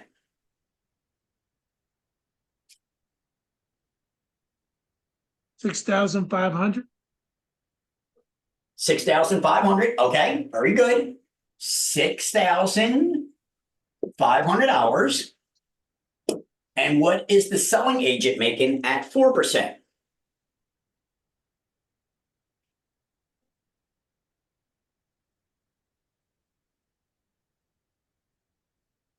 $13,000. Very good.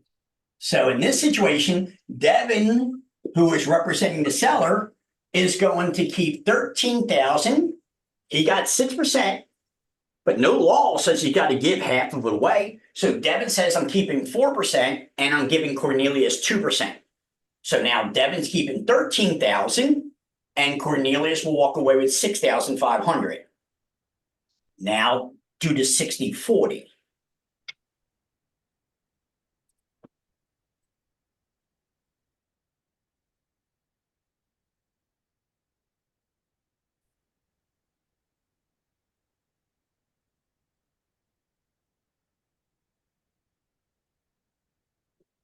325,000? Oh, No, I'm saying the number is 325,000 to start, right? Oh, no, no, sorry, no, it's on the commission. there you go. I gave you the cheat. Very good. So double digits, we use commission. Single digits, we use sales price. So we're still multiplying? Yes, we're still multiplying. Came up with a crazy large number. Hold on. We multiply 19,500 13,000 times, 60. so SA is the seller, right? Yes, So- it's our agent. Seller agent, times, 60%. So Devin, I didn't hear you. What is the selling agent making? How much? 7,800. Nope. On the 60%? Yeah. 11,000? That's Nope. for 13,000, 60%. 60%. Nope. No. No. Oh. But Don, closer. What's your answer, Don? 7,700? Don is correct. 11,700. Wait, where did you get that from? 60% of the 19.5. Oh, I didn't do that. That's right. And now take the 19.5 and multiply it by 40%. So that's commission, right? That's Just to be commission, correct. right? Okay, so, and the buyer's agent at the same thing at 19,500 commission, right? So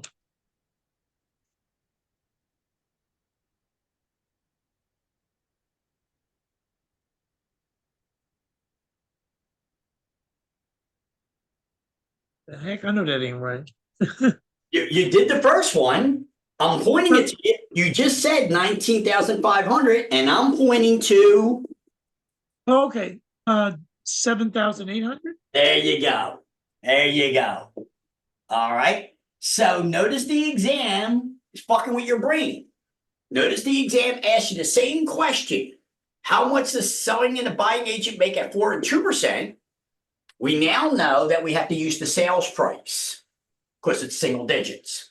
So that means Devin would be making 13,000 at 4%, and Cornelius would be making 6,500. But now they changed the question and they said instead of 4% and 2%, Devin's getting 60% and Cornelius is getting 40%. So now we no longer use the sales price, we now use the commission when it comes to the double digits. So what would the question be on exam? It would be, they would just ask you, what would this be in a question form? I'm going to give it to you. I'm going Okay. to give it to you. Okay. And this section of the test is called commission? Yes. Okay. All right. Okay. Okay. All All right. right. So ask and it shall be given unto you. Here's your question.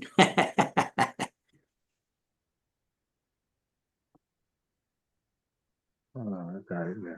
Okay.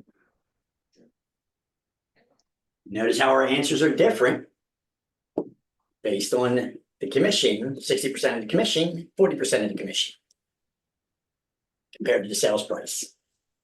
Gotta be careful here. So read the question that I just put in your chat. Take your time. This is your money. Mhm. Oh, for 2 minutes. Let's change this to match the question in your chat. 329,985.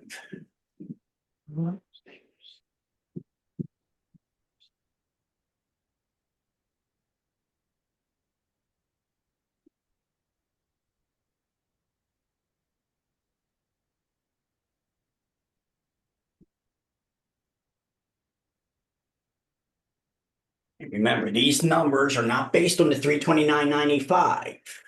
It's on the old number. So you got to figure out what the percentage is of the new number, 329,985.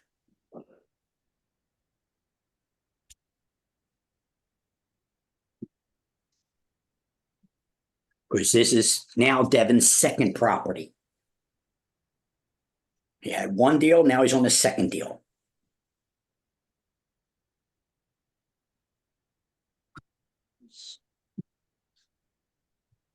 So the first part is to figure out the commission rate. That's right. And we now know by the question what Devon's negotiating as a commission.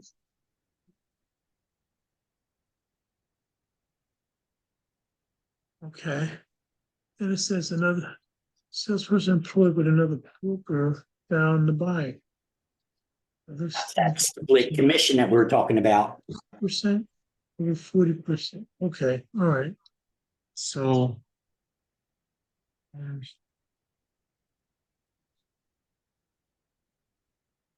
First one is the the the broker. Okay, so it'd be the brokers.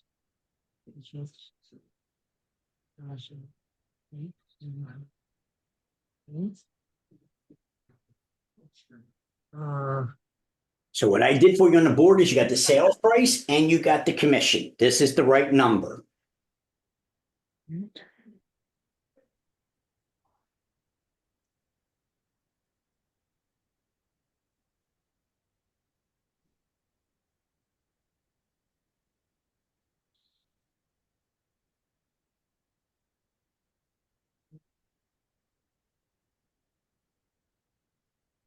the hell?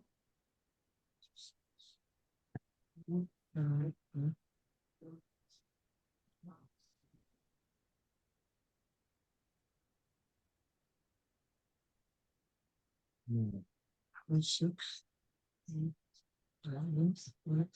No, it gotta be. The second was 40%. That's something I'm doing wrong. Okay, all right. That was 5.95. Okay. And the listing broker kept 30%.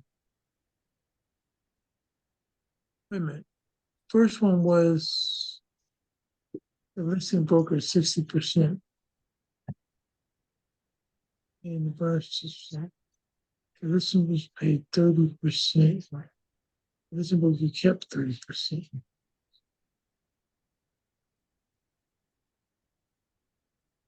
I know that The the listing broker that received 60% got 15,839.28. But I'm trying to see where how much the 40% of the listing salesperson got.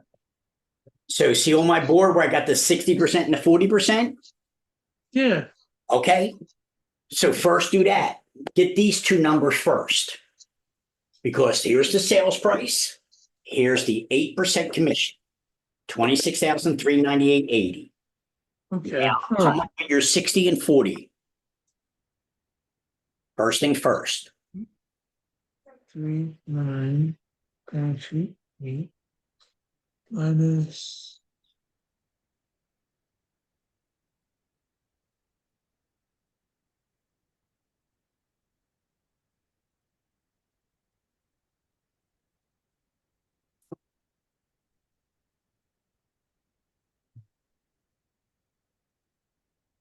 okay. Oh shoot, I'm doing it wrong. Your time. 8. You know what you're doing. Take your time. 1, 2, 5. I'm not getting that answer. 4,075. Remember what I said. Here's the sales price. 8% commission of the sales price is 26,398. Got that. The selling agent's getting 60%. Buying agent's getting 40%. So you're going to do one of two things. You're going to use this number or this number. That's it. Which number are you going to use for your 60 and your 40?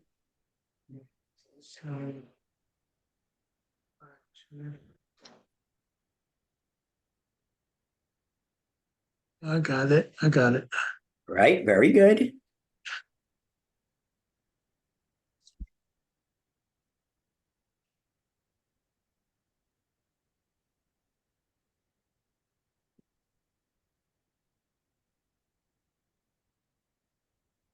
Wait a minute.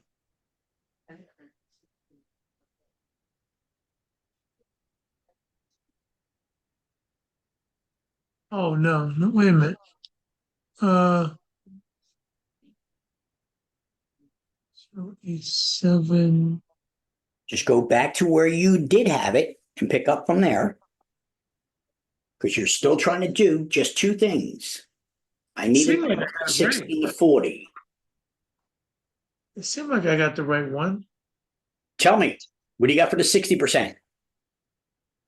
For the 60%, I got 15,000 839.28. That is a correct answer. That is correct. What do you got for the 40%? 10,559.52. That is That's what I correct. kept getting. Okay, very, very good. Because that's what I said. That's what I needed. So now we have the two numbers. We got the 15,839.28 for the 60%. And we got the 10,559.52 for the 40%. We got those two numbers, right? Yes. Now the question is, if the listing broker, because now we got to get our broker a breakdown, all right? If the broker kept 30% of the 60% of that 15,839.28, the broker gets 30%. How much does the agent get? So now you take that 60%, which is the 15,839.28. The listing agent, the selling agent, who got the 60% got 15,839.28. And it says the listing broker received 60% of the commission on the sale. The buying broker received 40%. That's it. The 40%'s out. We're back to the agent.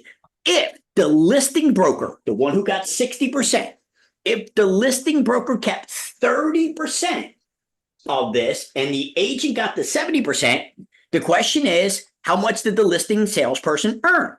So now take the 15,839.28. All right. So 60% is 15,839.28. 60%. 40%. And 60% is of this. The 60% is 15,839.28.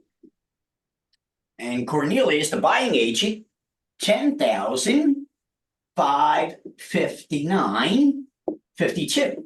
And that's it. Cornelius is out of the equation because the question asked about the 60%. So now the person, Devin, on the 60% is on a 70-30. His broker gets 30%, Devin gets 70%. So now take this number, 15,839.28, and multiply it by 70%. Well, I multiplied it by 30%. Oh, Don't divide, multiply. No, I multiplied it by 30% instead of by 60 instead of by 70%. And that would tell you what the broker would have got, but the question was, what does the agent get? Not the broker. Oh, okay. Broker, the agent's getting the 70. Notice you don't see 70% anywhere in the question. No. You only see the 30. So you now know if the broker's getting 30, the agent's getting the 70. And so now we need to take the 15,839.28 and multiply it by 70%.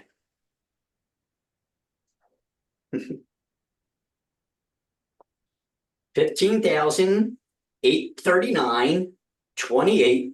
Multiply that by 70% because the broker's getting 30. And then we now know the broker's getting 30%. That's in the question. Question is, how much is the agent getting? So the agent's getting the 70% of the 15,839, right? I didn't read it right. See? And that means that the agent's going to get $11,087.50. But I got the right answer the first time. But I don't understand why it doesn't. Because you were going with the 30%. You never saw the 70. The 70% never came into your equation because you didn't read the question properly. No, you know what I only did? saw the numbers in the question, but did not decipher. It said if the broker kept 30%, how much does the agent? But it didn't say the 70%.